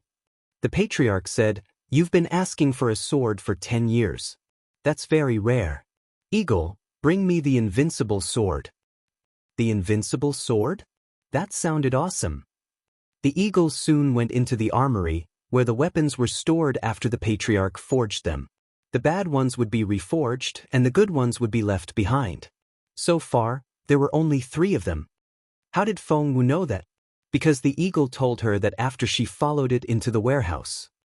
Seeing the 3 swords hanging on the wall, Feng Wu said, "The patriarch didn't tell you which one to take." The eagle gave Feng Wu a suspicious look. The best sword, of course. After that, it reached for the sword. Hey, wait. Feng Wu stopped the eagle. The eagle turned around and looked at Feng Wu in bewilderment. What's wrong? Feng Wu was hesitating if she should stop the bird. Jun Linyuan and Gui Tsulai were going to have a battle. Gui Tsulai had made some progress in his cultivation. With the help of the sword, he would have a higher chance of winning. Should she stop him? Chapter 3909. Should she stop him? Should she stop the eagle? Meanwhile, the giant eagle was still praising the sword. Gui Tsulai has made some progress in his cultivation to begin with, and now he has this heaven demon sword. TSK, no one on this continent will be his match in the future. Feng Wu stared at the eagle. Only then did the giant eagle notice the change in Feng Wu's expression, and it said innocently, "Hey, what's wrong? You've been pulling a long face since we walked in." Feng Wu snorted and looked away. The giant eagle finally realized that something was wrong. It ran up to Feng Wu, but Feng Wu turned away again. It ran up to Feng Wu, who turned around again. No matter how dumb the giant eagle was, it could tell that something was wrong. What happened? Who upset you? I'll beat them up for you. Crossing her arms, Feng Wu glanced at him. It's you. The giant eagle panicked a little. Me? What did I do? How dare I? Feng Wu said, "Yes, it's you." The giant eagle panicked even more. What did I do? What did I do? No one dares to pick on you. My master will roast me if I do that. Feng Wu almost burst out laughing, but she managed to keep her face straight. You took my favorite heaven demon sword, and you're giving it away. Why do you think I'm upset? Is it your favorite sword? The giant eagle thought, you're making it up. It's not your favorite sword. Do you know what it's called before I tell you? Feng Wu nodded. That's right.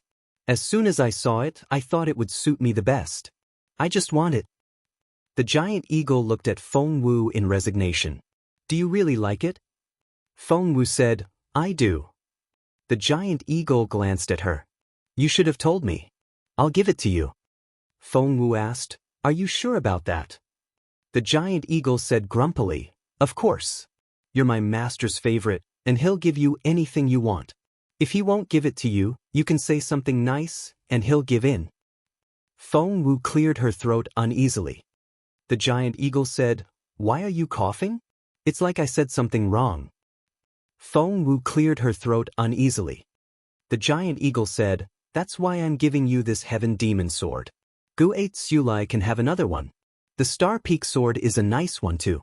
Although it's not a semi-divine one, it's still much better than his one strike. The eagle then turned to leave.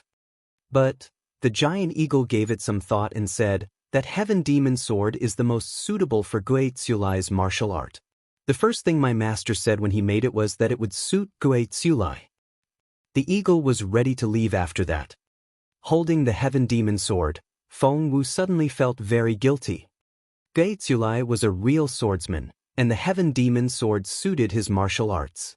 If she tried to sabotage his plan, she would be exploiting her sixth senior brother's favor.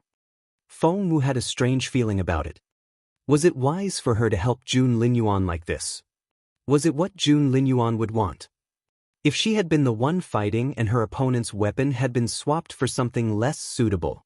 No, her pride wouldn't allow her to do such a thing. What about Jun Linyuan? Feng Wu was reminded of that proud, elegant teenager. He was so proud. If even she couldn't bring herself to do it, how could he? Fine. Feng Wu tossed the sword to the eagle. Chapter 39:10. My pride won, allow it. The giant eagle was confused. What? Feng Wu said grumpily, if it's his most suitable sword, give it to him. The giant eagle was confused. Are you sure? Feng Wu said, yes. Just take it away. It'll only get in my way. The giant eagle scratched its head in resignation. It couldn't understand what the woman was doing. If she didn't want to give the sword to Gui Tsulai, she could have taken it away. Why did she give it back? The bird couldn't understand it. The giant eagle asked Feng Wu over and over again, but Feng Wu said she didn't want it. Only then did the eagle bring the sword to Gui Tsulai. Seeing that Gui Tsulai had taken the sword away, Feng Sun came to Feng Wu in frustration. Are we really going to let him take it? This is bad. Feng Wu immediately asked what was going on. Feng Sun said, when Boss Jun went to take care of the old master of the Zhou family, he did defeat that old man, but he was injured as well, and his sky destroyer was damaged. Feng Wu glared at Feng Sun. Why didn't you say so earlier?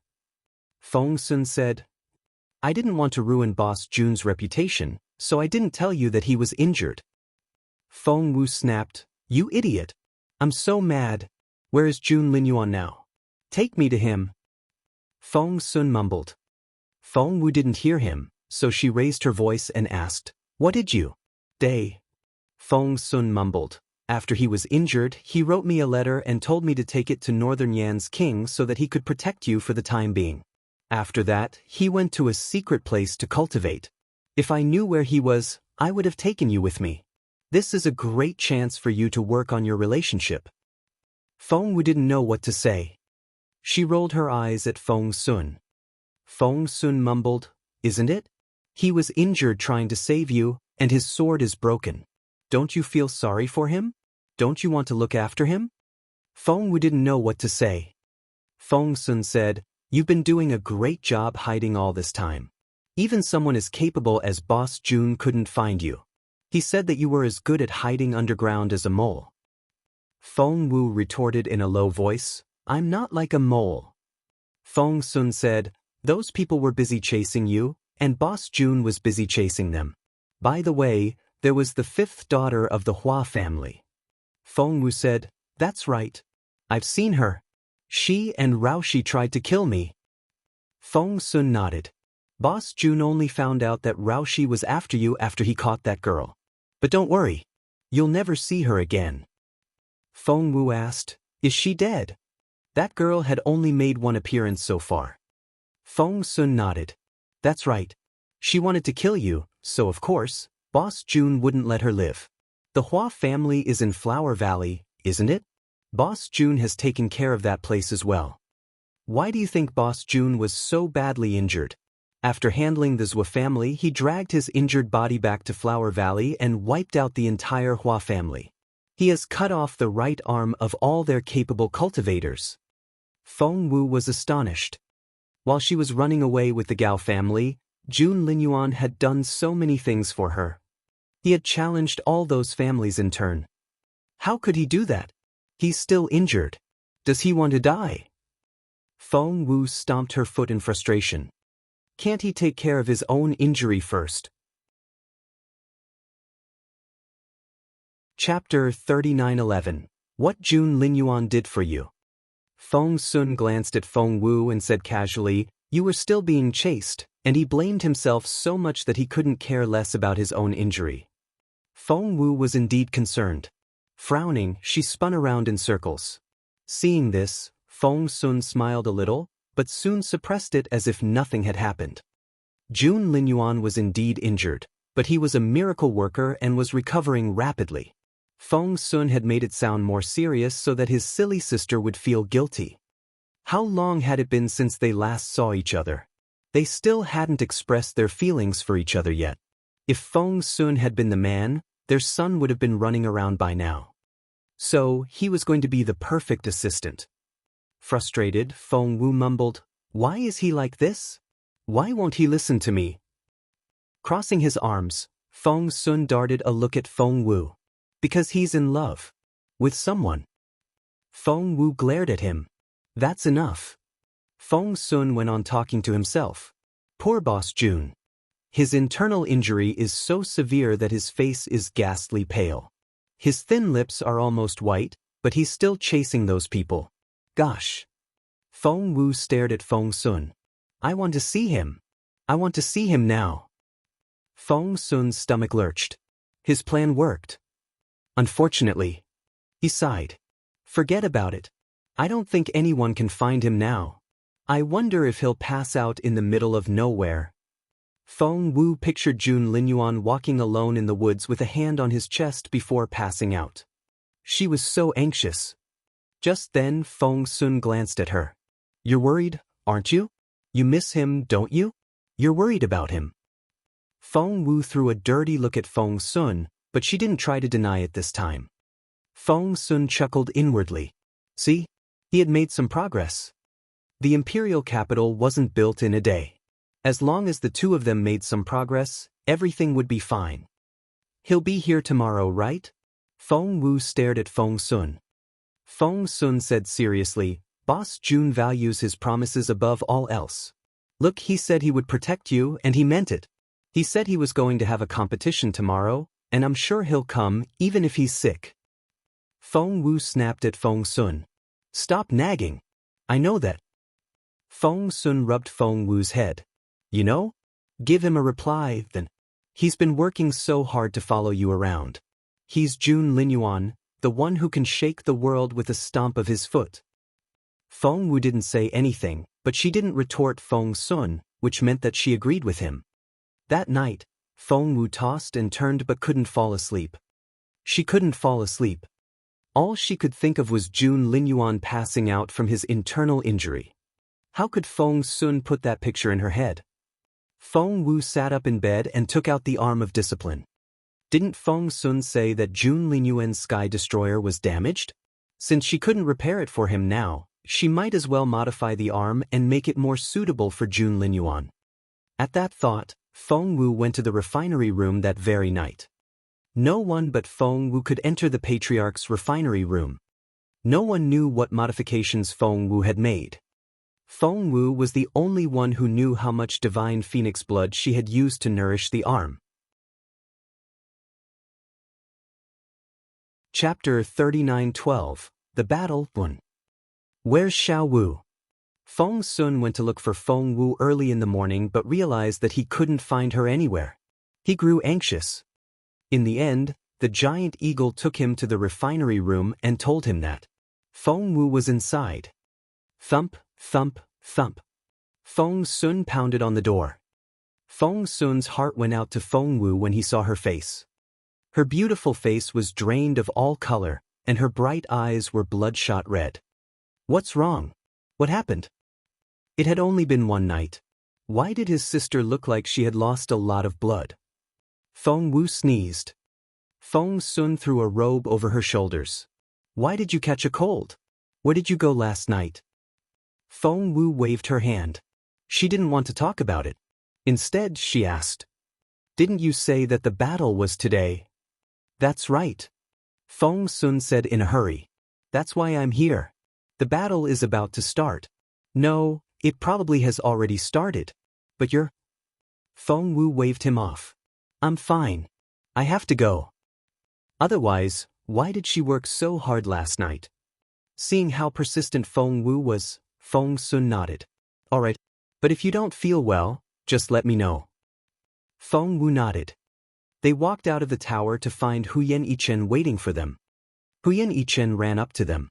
"I knew you were going, so I've prepared a carriage. Let's go." He patted the carriage next to him as he spoke. Iron Tower was driving the carriage. Feng Wu nodded at him, said thank you, and got into the carriage first. Feng Sun followed her in and sat down. As a matter of fact, the Junwo Empire had an official residence in northern Yen, and Feng Sun had already contacted them. Now that Huyen Yichen was around, Feng Sun didn't need an official residence anymore. The battle between Jun Linyuan and Gui Tsulai wasn't taking place in the arena. Their battle was going to take place at the top of northern Yen. The tallest building in northern Yen wasn't the royal palace, but the royal temple. So, they're going to the royal temple? Feng Wu cried out. Doesn't your king mind it? Huyen Yichen smiled bitterly. His Majesty would love to do something, but one of them is the most capable cultivator of northern Yen, and the other one is the most powerful cultivator of the Junwo Empire. I don't think he'll be able to stop them. The only one that can do anything about it is our patriarch. Not only didn't he do anything, but he even chuckled. Feng Wu asked, what did he say? Huyen Yichen said, the patriarch was glad to hear that. Since he said so, what more can His Majesty say? Soon, their carriage was 300 m away from the temple. The temple was surrounded by soldiers, and the roads were heavily guarded. It wasn't easy for ordinary people to get in, and even Huyen Yichen was almost stopped. People could still see the battle beyond that range. They just couldn't see it up close. Meanwhile, a lot of commoners had been stopped outside as well, and they were there because they had all heard the news. There were at least tens of thousands of them. Huyen Yichen, what are you doing here? Feng Wu recognized the voice right away.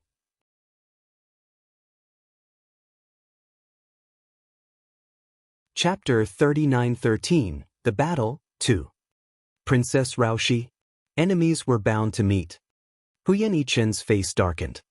He had always considered Princess Raoshi his enemy, but she didn't think much of him. At that thought, Huyen Yichen clenched his fists in frustration. Wait. Seeing Feng Sun next to Huyen Yichen, Princess Raoshi was a little surprised. They both came from noble families and had met before at social events, so Princess Raoshi recognized Feng Sun when she walked past him. Are you Feng Nun? She stared at Feng Sun with twinkling eyes. She had searched high and low for Jun Linyuan, only to find his best friend here. The two of them were very close. As long as she had Feng Sun, she would know where Jun Linyuan was. Therefore, as soon as she saw Feng Sun, she fought back her urge to give Huyen Yichen a condescending smile and behaved appropriately. Feng Sun recognized her as well. So, it's Princess Raoshi. Feng Sun drew out the last syllable. He thought to himself, so, Princess Raoshi is the one who's been trying to kill Xiao. What a day! Feng Sun was very good at holding grudges. He had memorized Princess Raoshi's face and decided that he would soon take his revenge. Princess Raoshi told the officer who stopped their carriage who Feng Sun was. He was a member of the royal family of the Junwo Empire, but the general still wouldn't let Feng Sun in. Princess Raoshi's face darkened, and she said in a threatening tone, "Are you going to defy me now?" The general said he wouldn't dare. Just then, someone announced the arrival of the eldest prince. The prince's carriage slowly arrived. Seeing what was going on, the prince's servant, Quan Shi, asked the question on his master's behalf. The prince smiled. "They're all honored guests I've invited. Please let them pass." Then, Princess Raoshi saw that the general really followed the prince's order. No. Princess Raoshi felt as if she had been slapped. Before, other people would only respect her more than the prince, but why wouldn't they listen to him now but not her? Princess. Seeing that Raoshi was gripping her whip, Cai Xiao was worried that she would hit the general, so she reminded Raoshi in a low voice, "Princess? Princess?" Princess Raoshi took a deep breath to fight back her resentment. She knew what was going on. What happened in the palace the day before? Many people had seen it when Feng Wu slapped her in the face. Although the queen had warned them not to tell anyone else. The Drin's men were there as well, and they would spread the news as fast as they could. So, they all knew how humiliated she had been. At that thought, Princess Raoshi was even angrier. What she didn't know was that the king was a decisive man. Since he had deprived Princess Raoshi of her right to inherit the throne, he wouldn't let her mislead other people anymore. It wouldn't be a big deal if other people misunderstood, but it would be a disaster if the patriarch was misled. Therefore, the king summoned all 7 officials last night to discuss the matter. Naturally, the officials wanted the prince to be the next king, not the princess. Chapter 39:14. It began 1. Hence, the officials didn't argue with one another. For once, they agreed on the suggestion, and it was settled. The general was the second son of the minister of the Ministry of Official Personnel. Therefore, he knew that Princess Raoshi was no longer the candidate for the throne, so he didn't try to save her dignity. It was just that Raoshi herself didn't think that other people would know about it so soon. The prince invited Feng Wu and the others to his private room. That was right. A lot of private rooms had been built here in a matter of days. The prince's was on the east wing, and Princess Raoshi's was on the west. That one detail could tell the difference between the two. The northern Yen kingdom valued the east above all else. Who made the seat arrangement? Seeing that she was in the west, Princess Raoshi was infuriated. No one dared to reply. Get out! Princess Raoshi had no choice but to vent her anger on her servants. Cai Xia, her senior maid, was whipped. The prince asked Feng Wu to sit next to him, but she declined. The prince grew anxious.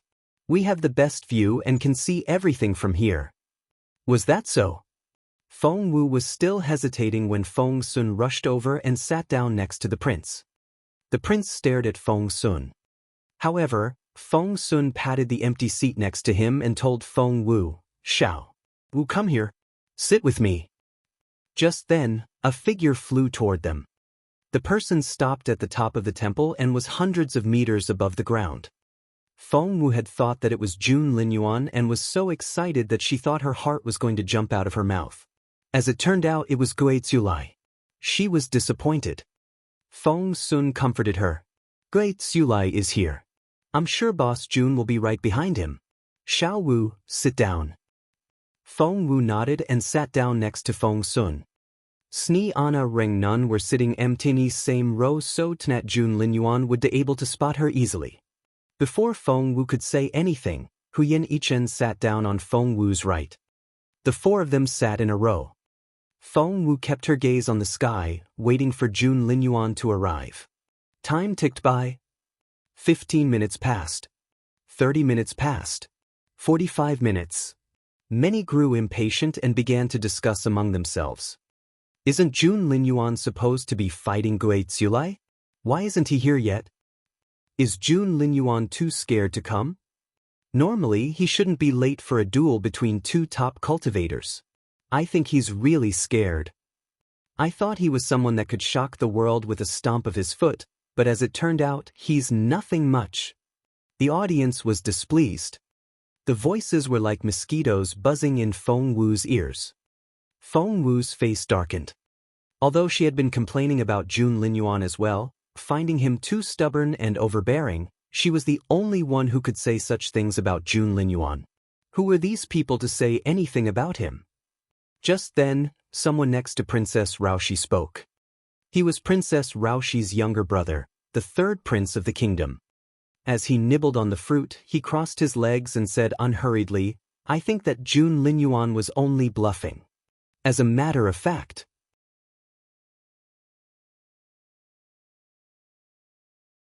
Chapter 39:15. It began 2. As a matter of fact, he's just fishing for fame. The 3rd prince smirked. Sister, I'm telling you. If he stands in front of me, even I can defeat him. Believe it or not. Feng Wu flared up. Jun Linyuan was the most superior man in the empire, and she wouldn't stand such filthy words from the 3rd prince. Before Princess Raoshi could scold him, the 3rd prince went on. Sister, look at Jun Linyuan. He's not young anymore, but he hasn't gotten married yet. I think he's just. Before Princess Raoshi could react, Feng Wu dashed off like a gust of wind. She slapped the 3rd prince away. Poor prince. He was in his seat when he said those words and had put his leg on the table, but Feng Wu had slapped him away. He flew into the air before falling to the ground. He was dumbfounded as he stared at Feng Wu. Princess Raoshi was the first to react. Feng Wu. She glared at Feng Wu. Have you lost your mind? How dare you hit him? Do you know who he is? Feng Wu smirked. I've hit him already, and you're asking me how dare I do that? Princess Raoshi was astonished. By then, the third prince finally realized what had happened. He burst into tears and ran toward Princess Raoshi. Naturally, their guards wouldn't let that happen. However, most of them had been there the day before and had seen with their own eyes how well the king treated Feng Wu. Princess Raoshi offended Feng Wu the day before and was forced to kneel and apologize. Therefore, they didn't dare to do anything to Feng Wu now that she was scolding the third prince. Those who hadn't experienced what happened the day before came out. Such as this Captain Xia. What's going on? What happened? Captain Xia was on Princess Raoshi's side. He was one of the 7 generals, and his job was to maintain order in the arena. That was to say, he was the most influential official here. He led a team of soldiers in soft armor, and each of them had a saber hanging on their waists. They were ready to draw out their sabers at any moment. Instantly, things became intense. The third prince rushed over and pointed at Feng Wu. Captain Xia, take her down. Kill her. Captain Xia looked at the third prince and saw that one side of his face was swollen. It was a ghastly sight. Captain Xia stared at Feng Wu and narrowed his eyes. Guards! With a wave of his hand, Captain Xia was going to have Feng Wu arrested and killed. Meanwhile, Feng Sun and the eldest prince arrived at Feng Wu's side. Feng Sun shielded Feng Wu, for he still didn't know how important Feng Wu was to the king. Huyan Yichen smirked. The third prince was such a troublemaker. He had messed with someone he shouldn't have. Just then, the third prince said, How dare you hit me? But you're quite pretty. He told Captain Xia, Don't kill her yet. Cripple her cultivation and tie her up. Chapter 39:16. It began, 3. The third prince told Captain Xia, Don't kill her yet. Cripple her cultivation ability and tie her up. I'll teach her a lesson. As a man, Captain Xia took the hint right away. However, she deserved what she got for hitting the third prince. Hence, with a wave of his hand, Captain Xia said, Take her. However, before he could finish, the eldest prince's cold voice rang out. Captain Xia doesn't know what he's doing. Raoshi is, shouldn't you know better? Princess Raoshi was filled with hatred. Captain Xia, on the other hand, paused and looked at the eldest prince in bewilderment. The eldest prince frowned and stared at Princess Raoshi. How well did our father treat Xiao Wu yesterday? When you offended her, you had to kneel and apologize. You. Princess Raoshi threw a dirty look at the crown prince before turning to Captain Xia. Stop. Meanwhile, Captain Xia was utterly shaken. What did he just hear? The princess had knelt and apologized. Captain Xia looked at Princess Raoshi in bewilderment. Meanwhile, Princess Raoshi felt a burning sensation on her face. She had thought she was furious. But the third prince wouldn't have it. He glared at the eldest prince, then at Princess Raoshi. Sister, why did you stop? Why? She's mine. I want her. That was getting out of hand. Princess Raoshi recalled what the 7th princess said about how the king fancied Feng Wu. Shut up. Go back to the palace if you don't want to watch the battle. Princess Raoshi glared at the third prince. Meanwhile, the noise attracted a lot of attention. After all, more and more people were getting wind of the battle, and the royal family was creating a commotion. Everyone liked a bit of gossip, and the people of the northern Yan kingdom were no exception. Hence, a lot of people stuck their heads out and discussed among themselves. Hearing all the noises, Princess Raoshi was furious. She glared at the third prince. Meanwhile, the third prince was still glaring at her. But, why? I'm the one getting hit. Why am I the one getting yelled at now? He couldn't understand it. As the third son of the king, he had always been doted on. Because he wouldn't inherit the throne, he had always been able to do whatever he wanted, be it robbing or bullying. Growing up, he had done all sorts of evil things. When he got into trouble, his sister would clean up after him. Hence, he had never felt wronged. Taking a deep breath, Princess Raushi told the guards behind her, "Take His Royal Highness back." The third prince stomped his foot. "I'm not leaving. I won't." Seeing that he had gone out of control, Princess Raushi felt sorry for him as well. She said in resignation, "If you promise that you won't make any trouble, you can stay." "All right, I won't make any trouble. I promise." The third prince promised as he threw a dirty look at Feng Wu. He had indeed been defeated once, but when he figured out what was going on, "Just wait and see." Princess Raushi said to Captain Xia, "There's nothing else here. Captain Xia, please go back to your patrol." Captain Xia took his leave and led the team away, but he had a lot of questions on his mind. He saw with his own eyes that the girl addressed as Xiao Wu by the eldest prince had slapped the third prince away. The prince fell to the ground with a thump and almost broke his neck. And Princess Raushi? If the eldest prince hadn't intervened, would she just watch as I offended Miss Xiao Wu?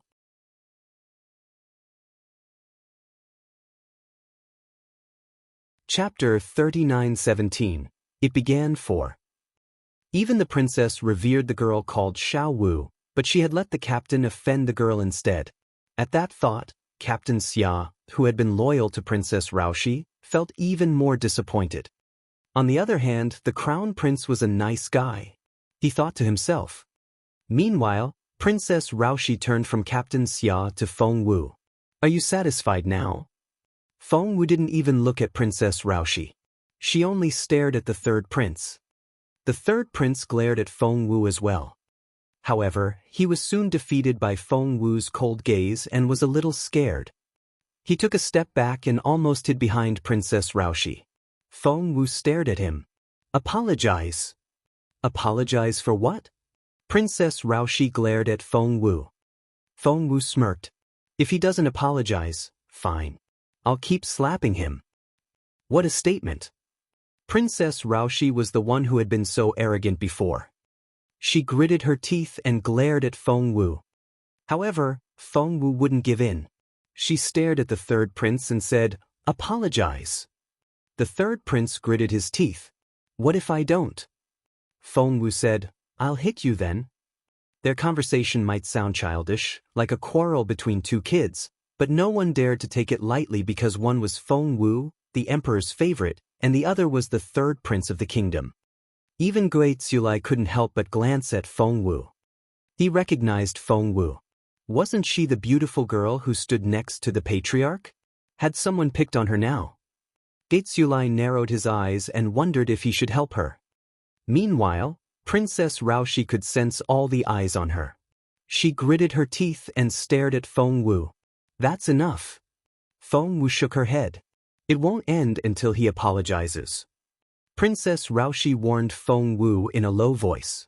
"Feng Wu." Feng Wu couldn't be bothered to talk to Princess Raushi anymore.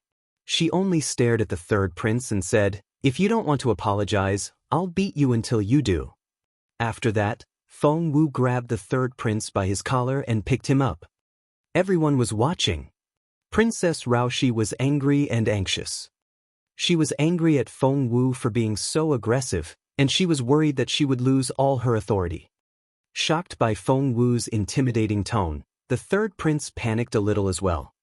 Involuntarily, he turned to Princess Raushi. "Sister, help." Gritting her teeth, Princess Raushi took a deep breath and said to the third prince, "Apologize." The third prince was about to turn her down when Princess Raushi slapped him. "Apologize. Can't you hear me?" The third prince was dumbfounded. His sister had hit him. Feng Wu stared at him. The third prince could only mumble a few words in Feng Wu's direction. Feng Wu smirked. "I can't hear you." The third prince gritted his teeth. "You're pushing it." Feng Wu asked, "What did you say?" The third prince took a deep breath. "I'm sorry." Feng Wu glanced at him. "Who are you apologizing to?" The third prince said, I'm sorry. Feng Wu pointed east in the direction of the Junwo Empire. She snorted. You've slandered Jun Linyuan. Kneel in that direction and apologize to him. Jun Linyuan stood behind Feng Wu and watched her in silence.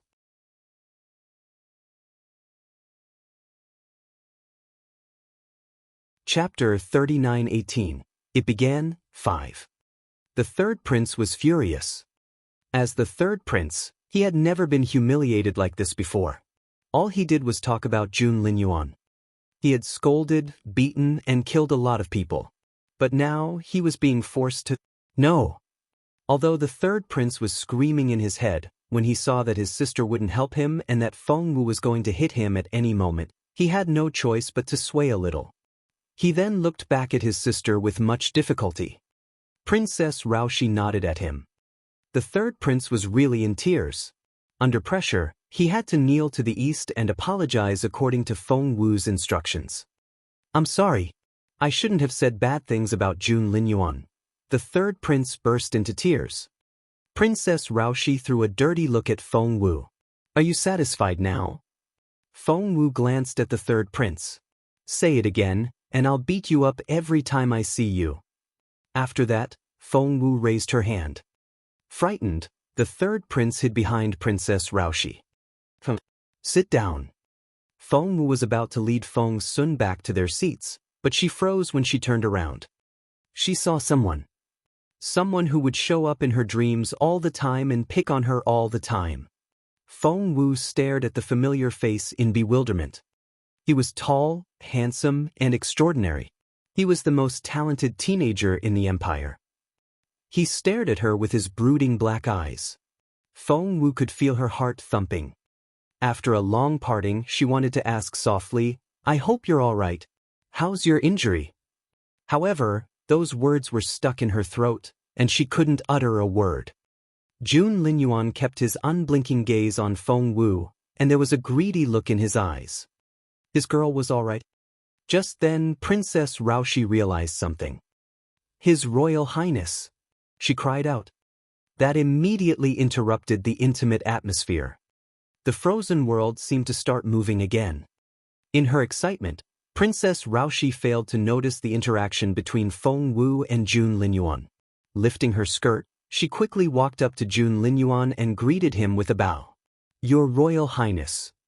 The Crown Prince frowned and glanced at Princess Raoshi. Princess Raoshi froze and didn't dare to move. How scary those eyes were. Compared to a few years ago, he was much more handsome and unapproachable. However, Princess Raoshi thought to herself, he's always like this. It doesn't matter. Just then, Feng Wu came back to herself and ran up to Jun Linyuan, tugging at his sleeve. Seeing Feng Wu's hand, Princess Raoshi was furious. How dare she? Jun Linyuan was going to cut her hand off. However, the next second, Jun Linyuan turned his gentle gaze on Feng Wu, and the look in his eyes was so tender that it reminded one of a clear pool. Yes, the Crown Prince asked in a gentle voice. Chapter 39:19. It began, 6. Jun Linyuan's voice exploded in Princess Raoshi's head. No, it couldn't be. She couldn't believe her eyes. Jun Linyuan and Feng Wu. Jun Linyuan and Feng Wu. As a matter of fact, Princess Raoshi had heard about Jun Linyuan and Feng Wu before, but her source told her that Jun Linyuan didn't like Feng Wu. Not only didn't he like her, he even found her repulsive. How did this happen? Were they acting in front of everyone? Under Jun Linyuan's intense gaze, Feng Wu felt her cheeks burning. She patted Jun Linyuan on the chest. Are you all right now? Jun Linyuan only stared at her with brooding eyes. Feng Wu smacked him again and asked grumpily, I'm asking you a question. Have you recovered? Only then did the Crown Prince realize what she was asking. He straightened his back and said, I'm fine. However, Feng Wu could feel the bandages on him through his clothes and she frowned. Are you still not recovered? Just then, someone looked in their direction from the top of the temple. It was Gui Tsulai. Feng Wu regretted her decision. She shouldn't have let Gui Tsulai take the sword, but Jun Linyuan's injury. Frustrated, Feng Wu took out the arm of discipline from behind her and handed it to Jun Linyuan. Put it on. The crown prince was confused. What? Feng Wu said, give me your hand. The crown prince did as he was told. The others were all amazed. Huyan Yichen watched as the pretty couple talked and saw that Jun Linyuan would do whatever Feng Wu told him to. He couldn't believe it. Back then, the arrogant and aloof genius Jun Linyuan had always stuck out his chin and wouldn't listen to anyone. He was always on his own. But now, he would answer all Feng Wu's questions and reach out his hand as if he were her little brother. How was that even possible? Was he still the Jun Linyuan everybody knew? And Huyan Yichen wasn't the only one who thought that way. The eldest prince was astonished as well. Although he knew that Feng Wu and Jun Linyuan seemed to be engaged, he didn't expect them to interact like this. It was so. Princess Raoshi's nails dug into her palms. However, the handsome couple had no idea how they had shocked the others. Holding the arm of discipline, Feng Wu stared at Jun Linyuan and tried to negotiate. How about we postpone the battle? Jun Linyuan smiled at her and shook his head. I knew it. Feng Wu thought to herself. Jun Linyuan might seem obedient now, but he was actually a stubborn kid. He wouldn't change his principles. Feng Wu said grumpily, put on the arm then. You're not doing well because you've been injured. I heard that the Sky Destroyer has been damaged as well. Jun Linyuan said proudly, I can win. Feng Wu snorted and stomped her foot in frustration. Not only did Gui Tsulai become a little more capable than last time, but he also got the Heaven Demon Sword. I regret it so much. I should never have given it to him. This was the first time that Jun Linyuan had heard about it. The Heaven Demon Sword. Feng Wu nodded. Patriarch Huyan made the best sword for Gui Tsulai. It suits him very well. Jun Linyuan nodded. Feng Wu knew it. Jun Linyuan had never been intimidated. All he ever did was face the challenge head-on. No matter how hard it was, no matter how tired he was, he still had to face the challenge.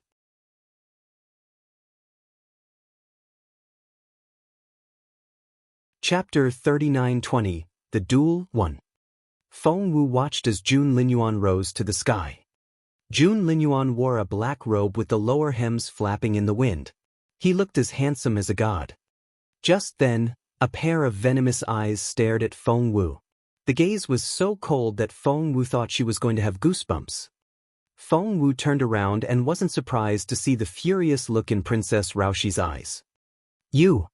Princess Raoshi pointed at Feng Wu and gritted her teeth. What's that supposed to mean? Feng Wu was perplexed. Princess Raoshi stepped forward and stared at Feng Wu. What's your relationship with His Royal Highness? So, that was why. It's a long story then, said Feng Wu. Princess Raoshi thought that Feng Wu was going to continue, but after that, Feng Wu only stared at the sky and ignored her. How dare she ignore her like this? Princess Raoshi knew that Feng Wu was doing it on purpose. She told herself to control her temper. Princess Raoshi forced herself to control her emotions. She only calmed down after 5 minutes. Feng Wu. Princess Raoshi sounded much calmer this time. Tell me the truth. Aren't you and His Royal Highness annulled the engagement? Shouldn't you be archenemies? Feng Wu glanced at Princess Raoshi in bewilderment. Princess Raoshi asked, Am I wrong? Feng Wu asked, Where did you get that information? Princess Raoshi said, The H? I can't tell you. Feng Wu chuckled. The Hua family. Princess Raoshi didn't say another word. Feng Wu looked at Princess Raoshi and shook her head. I used to think that you were quite capable, but it seems that there's only one word for you. What's that? The third prince asked curiously. Stupid. Feng Wu waved Princess Raoshi off. She didn't have time to talk to this woman. She was watching the battle in midair. The battle between the two swordsmen would change at any moment, and Feng Wu didn't want to be distracted. However, her casual tone almost gave Princess Raoshi a heart attack. Feng Wu, I'm only talking to you out of kindness, but you're insulting me. Just because my father dotes on you doesn't mean you can do whatever you want. Princess Raoshi was furious as well. In that split second, Princess Raoshi suddenly realized something very important. Wait. Feng Wu and Jun Linyuan. If the two of them were in love, then what about her father? Wasn't her father so obedient because Feng Wu was so pretty that he wanted to make her his concubine? If he knew that Feng Wu and Jun Linyuan had done such an intimate thing in front of everyone. At that thought, Princess Raoshi was so excited that her face turned scarlet red. She now knew how to get rid of Feng Wu. Feng Wu gave Princess Raoshi a strange look. There was something strange about the princess. The look in her eyes was so crazy that she looked like she was going to blow Feng Wu up. What did she want? Feng Wu narrowed her eyes and stared coldly at Princess Raoshi. By then, Feng Sun also realized that something wasn't right with Princess Raoshi. Taking Feng Wu's hand, he said, "Come, let's go back to our seats and watch the battle. Don't waste your time on irrelevant people." Feng Sun recalled what Jun Linyuan was like earlier.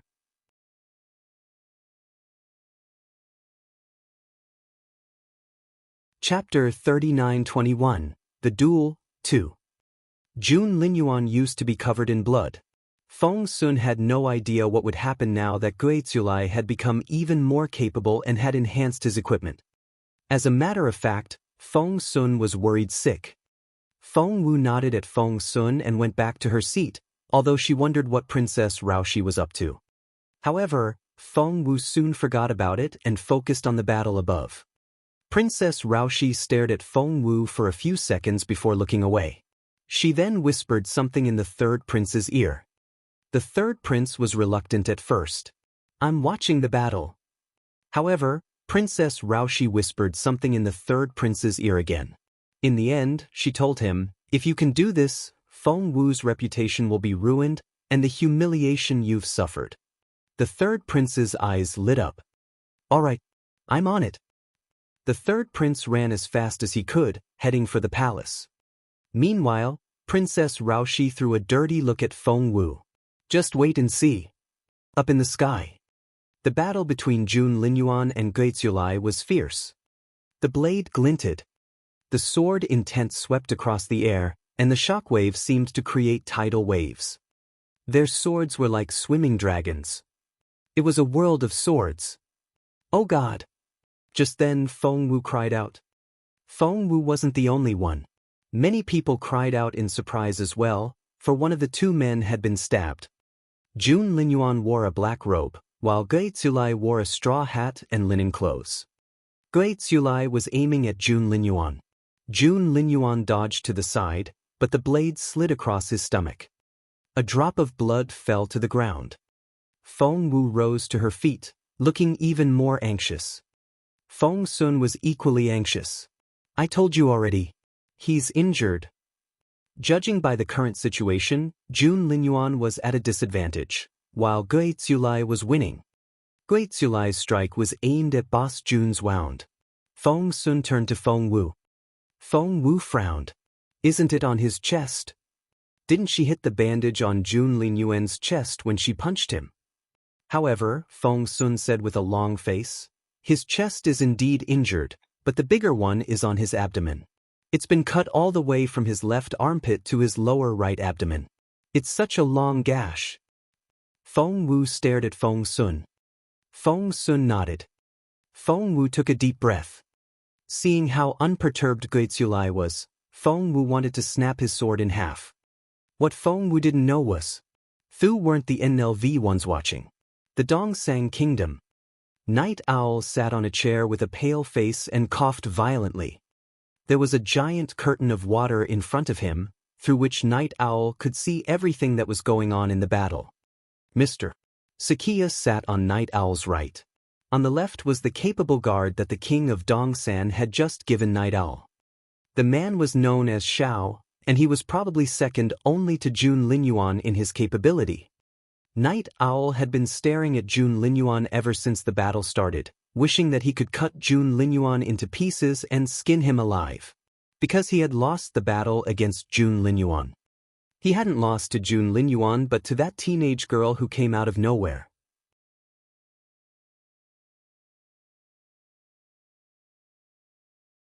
Chapter 39-22, The Duel 3. Night Owl had predicted everything except for Feng Wu. At the thought of the immortal spiritual fruit Feng Wu stole, Night Owl took a deep breath and didn't say another word. Strangely enough, he didn't hate Feng Wu. Instead, he was intrigued by her, but he hated Jun Linyuan. He kept his unblinking gaze on the water screen because Sakia glanced at Night Owl and sighed inwardly. He knew that it was because the Crown Prince wanted something. Night Owl wanted nothing more than for Jun Linyuan to lose to Guizulai. Sakia shook his head inwardly. His Royal Highness's request wasn't righteous. A truly capable cultivator should think of a way to defeat their competitors on their own, not asking for help. Jun Linyuan had always defeated his enemies on his own, not by relying on other people. That alone put Night Owl at a disadvantage. Mr. Sakia was about to say something when Night Owl coughed violently. Cough, cough. Seeing that Night Owl was about to cough his lungs out, Mr. Sakia felt sorry for him. After everything Sakia had done to keep Night Owl alive, he decided that he wouldn't make life harder for Night Owl. Just then Night Owl laughed. Zhuoqiu looked up and saw Guizulai cut Jun Linyuan in the stomach. He frowned a little. When he turned to look at Night Owl again, Night Owl said coldly, "Sir, what's that look on your face? Am I not allowed to laugh?" Mr. Sakia remained unperturbed. Night Owl pointed at the water curtain and said to Sakia, "I want Jun Linyuan to lose. It'll be great if he can die there." Mr. Sakia couldn't stand it anymore and looked very disappointed. Night Owl was acute enough to see the disappointment in Mr. Sakia's eyes. He even knew why. He stared at Zhuoqiu Sakia and said coldly, "Sir, do you think I'm wrong?" Sakia shook his head. "No, I'm not disappointed." Instead, he was filled with despair. Night Owl didn't see the look of despair in Sakia's eyes. He only stared at the water curtain, waiting for Jun Linyuan's defeat or even death. "Are the three capable men all in Northern Yen?" Night Owl suddenly asked. Mr. Sakia didn't say anything. Instead, Xiao, the capable man behind Night Owl, crossed his arms and nodded. Night Owl suddenly asked Xiao, "What's your level now?" Xiao said indifferently, "Even if I'm not as good as Jun Linyuan, I'm 2 levels below him at most." That was to say, the two of them were about the same cultivation level. "Good." Night Owl waved his hand and gave Xiao an order. "You're leaving for the Northern Yen Kingdom now." Mr. Sakia frowned. "Your Royal Highness." However, Night Owl didn't even look at Mr. Sakia. He only stared at Xiao. "Go to Northern Yen now. Jun Linyuan is fighting Guizulai. If he survives the battle, he won't be very capable either. Kill him."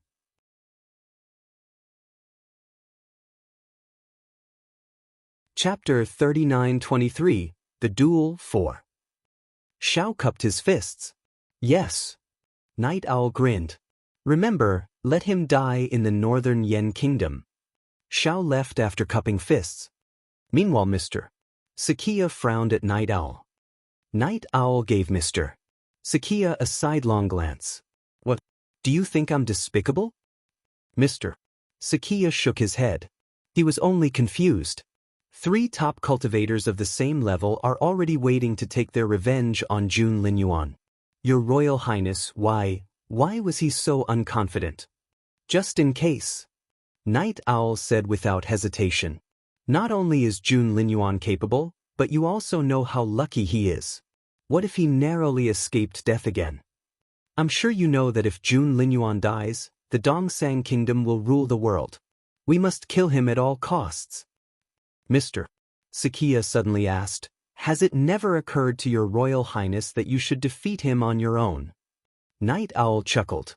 "Sir, I'm the Crown Prince, and I'm too precious to lose."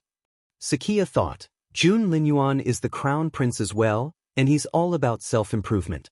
He's used his own sword to fight the world, but you, Night Owl, are nothing compared to him. His Crown Prince was nothing compared to Jun Linyuan. Sakia sat there in disappointment. Night Owl was right. Right now, 3 powerful cultivators were waiting in northern Yen in a tea house a short distance away from the temple. They each wore a bamboo hat, and the others didn't know who they were. But if Jun Linyuan were here, he would recognize them right away. To be more precise, he had defeated all 3 of them before. The old master of the Zhou family in Jinyang City, the matriarch of the Flower Valley, and the master of the Firmament Palace. Jun Linyuan vented his anger on both the Zhou family and the matriarch of Flower Valley for hunting Feng Wu. He beat the crap out of them before he left. Why didn't he kill them? Killing a spiritual saint would result in a lightning tribulation. The more one killed, the more lightning tribulation they would accumulate, and the breakthrough would become very problematic. Especially someone as capable as Jun Linyuan, who had to withstand a lot of lightning to begin with. Doubling it would be too much even for him. Jun Linyuan had to live and protect the person he cared about. He couldn't die. Therefore, Jun Linyuan gave them a chance to turn over a new leaf. But showing mercy this time had left him with some hidden danger. The old matriarch of the Firmament Palace opened her eyes. Before, she could stop Jun Linyuan from killing Zhou Qinghuan with a single punch, but now, the old woman had opened her eyes. But she still couldn't move, so she only told the old master of the Firmament Palace to leave the mountain and treat the Zhou family's old master and the matriarch of the Flower Valley. The old master of the Firmament Palace gladly went to save the 2 of them and brought them back to the northern Yen kingdom. While Jun Linyuan and Guizulai were fighting, the 3 of them were enjoying themselves in a tea house. Feng Wu had no idea of any of this. Even the king of northern Yen didn't know. A storm seemed to be brewing in the capital city. Right now, it was only the calmness before the storm. But it wasn't exactly peaceful. The battle was still going on. Whoosh! There was another flash of light. Feng Wu saw another cut on Jun Linyuan's chest.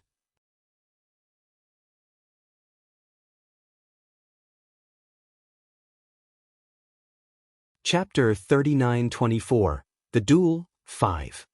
Screw you. Feng Wui's face darkened when she saw Jun Linyuan's injury.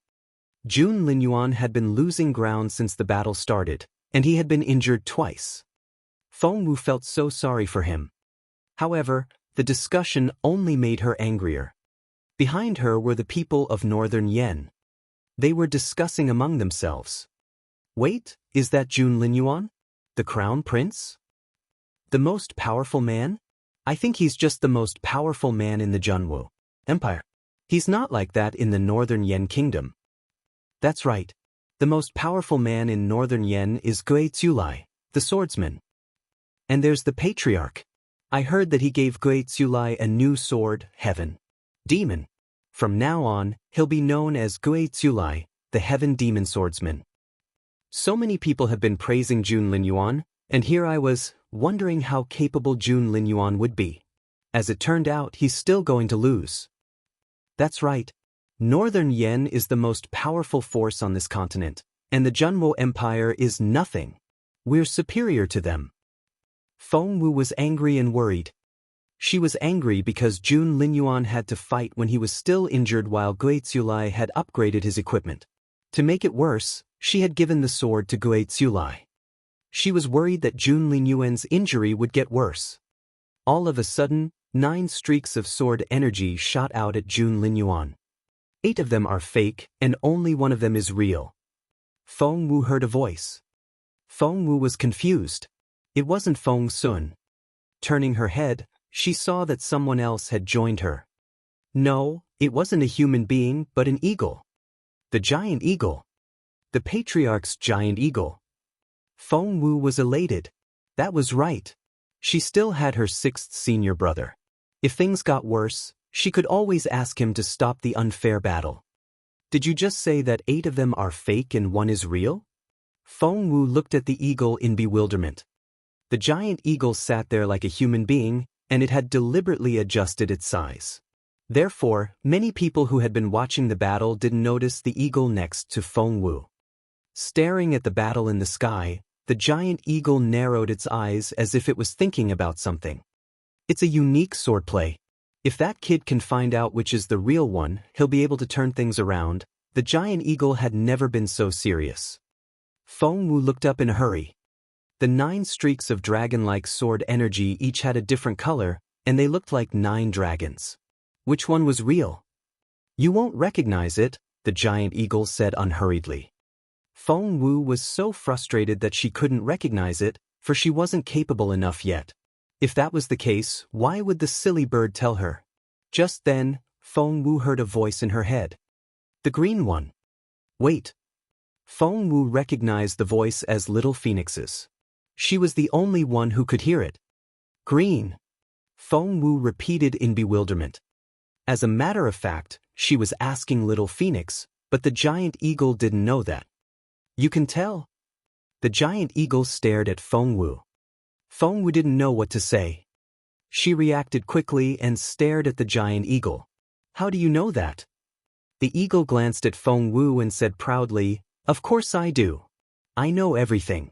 But how did you guess it? Why did you guess green?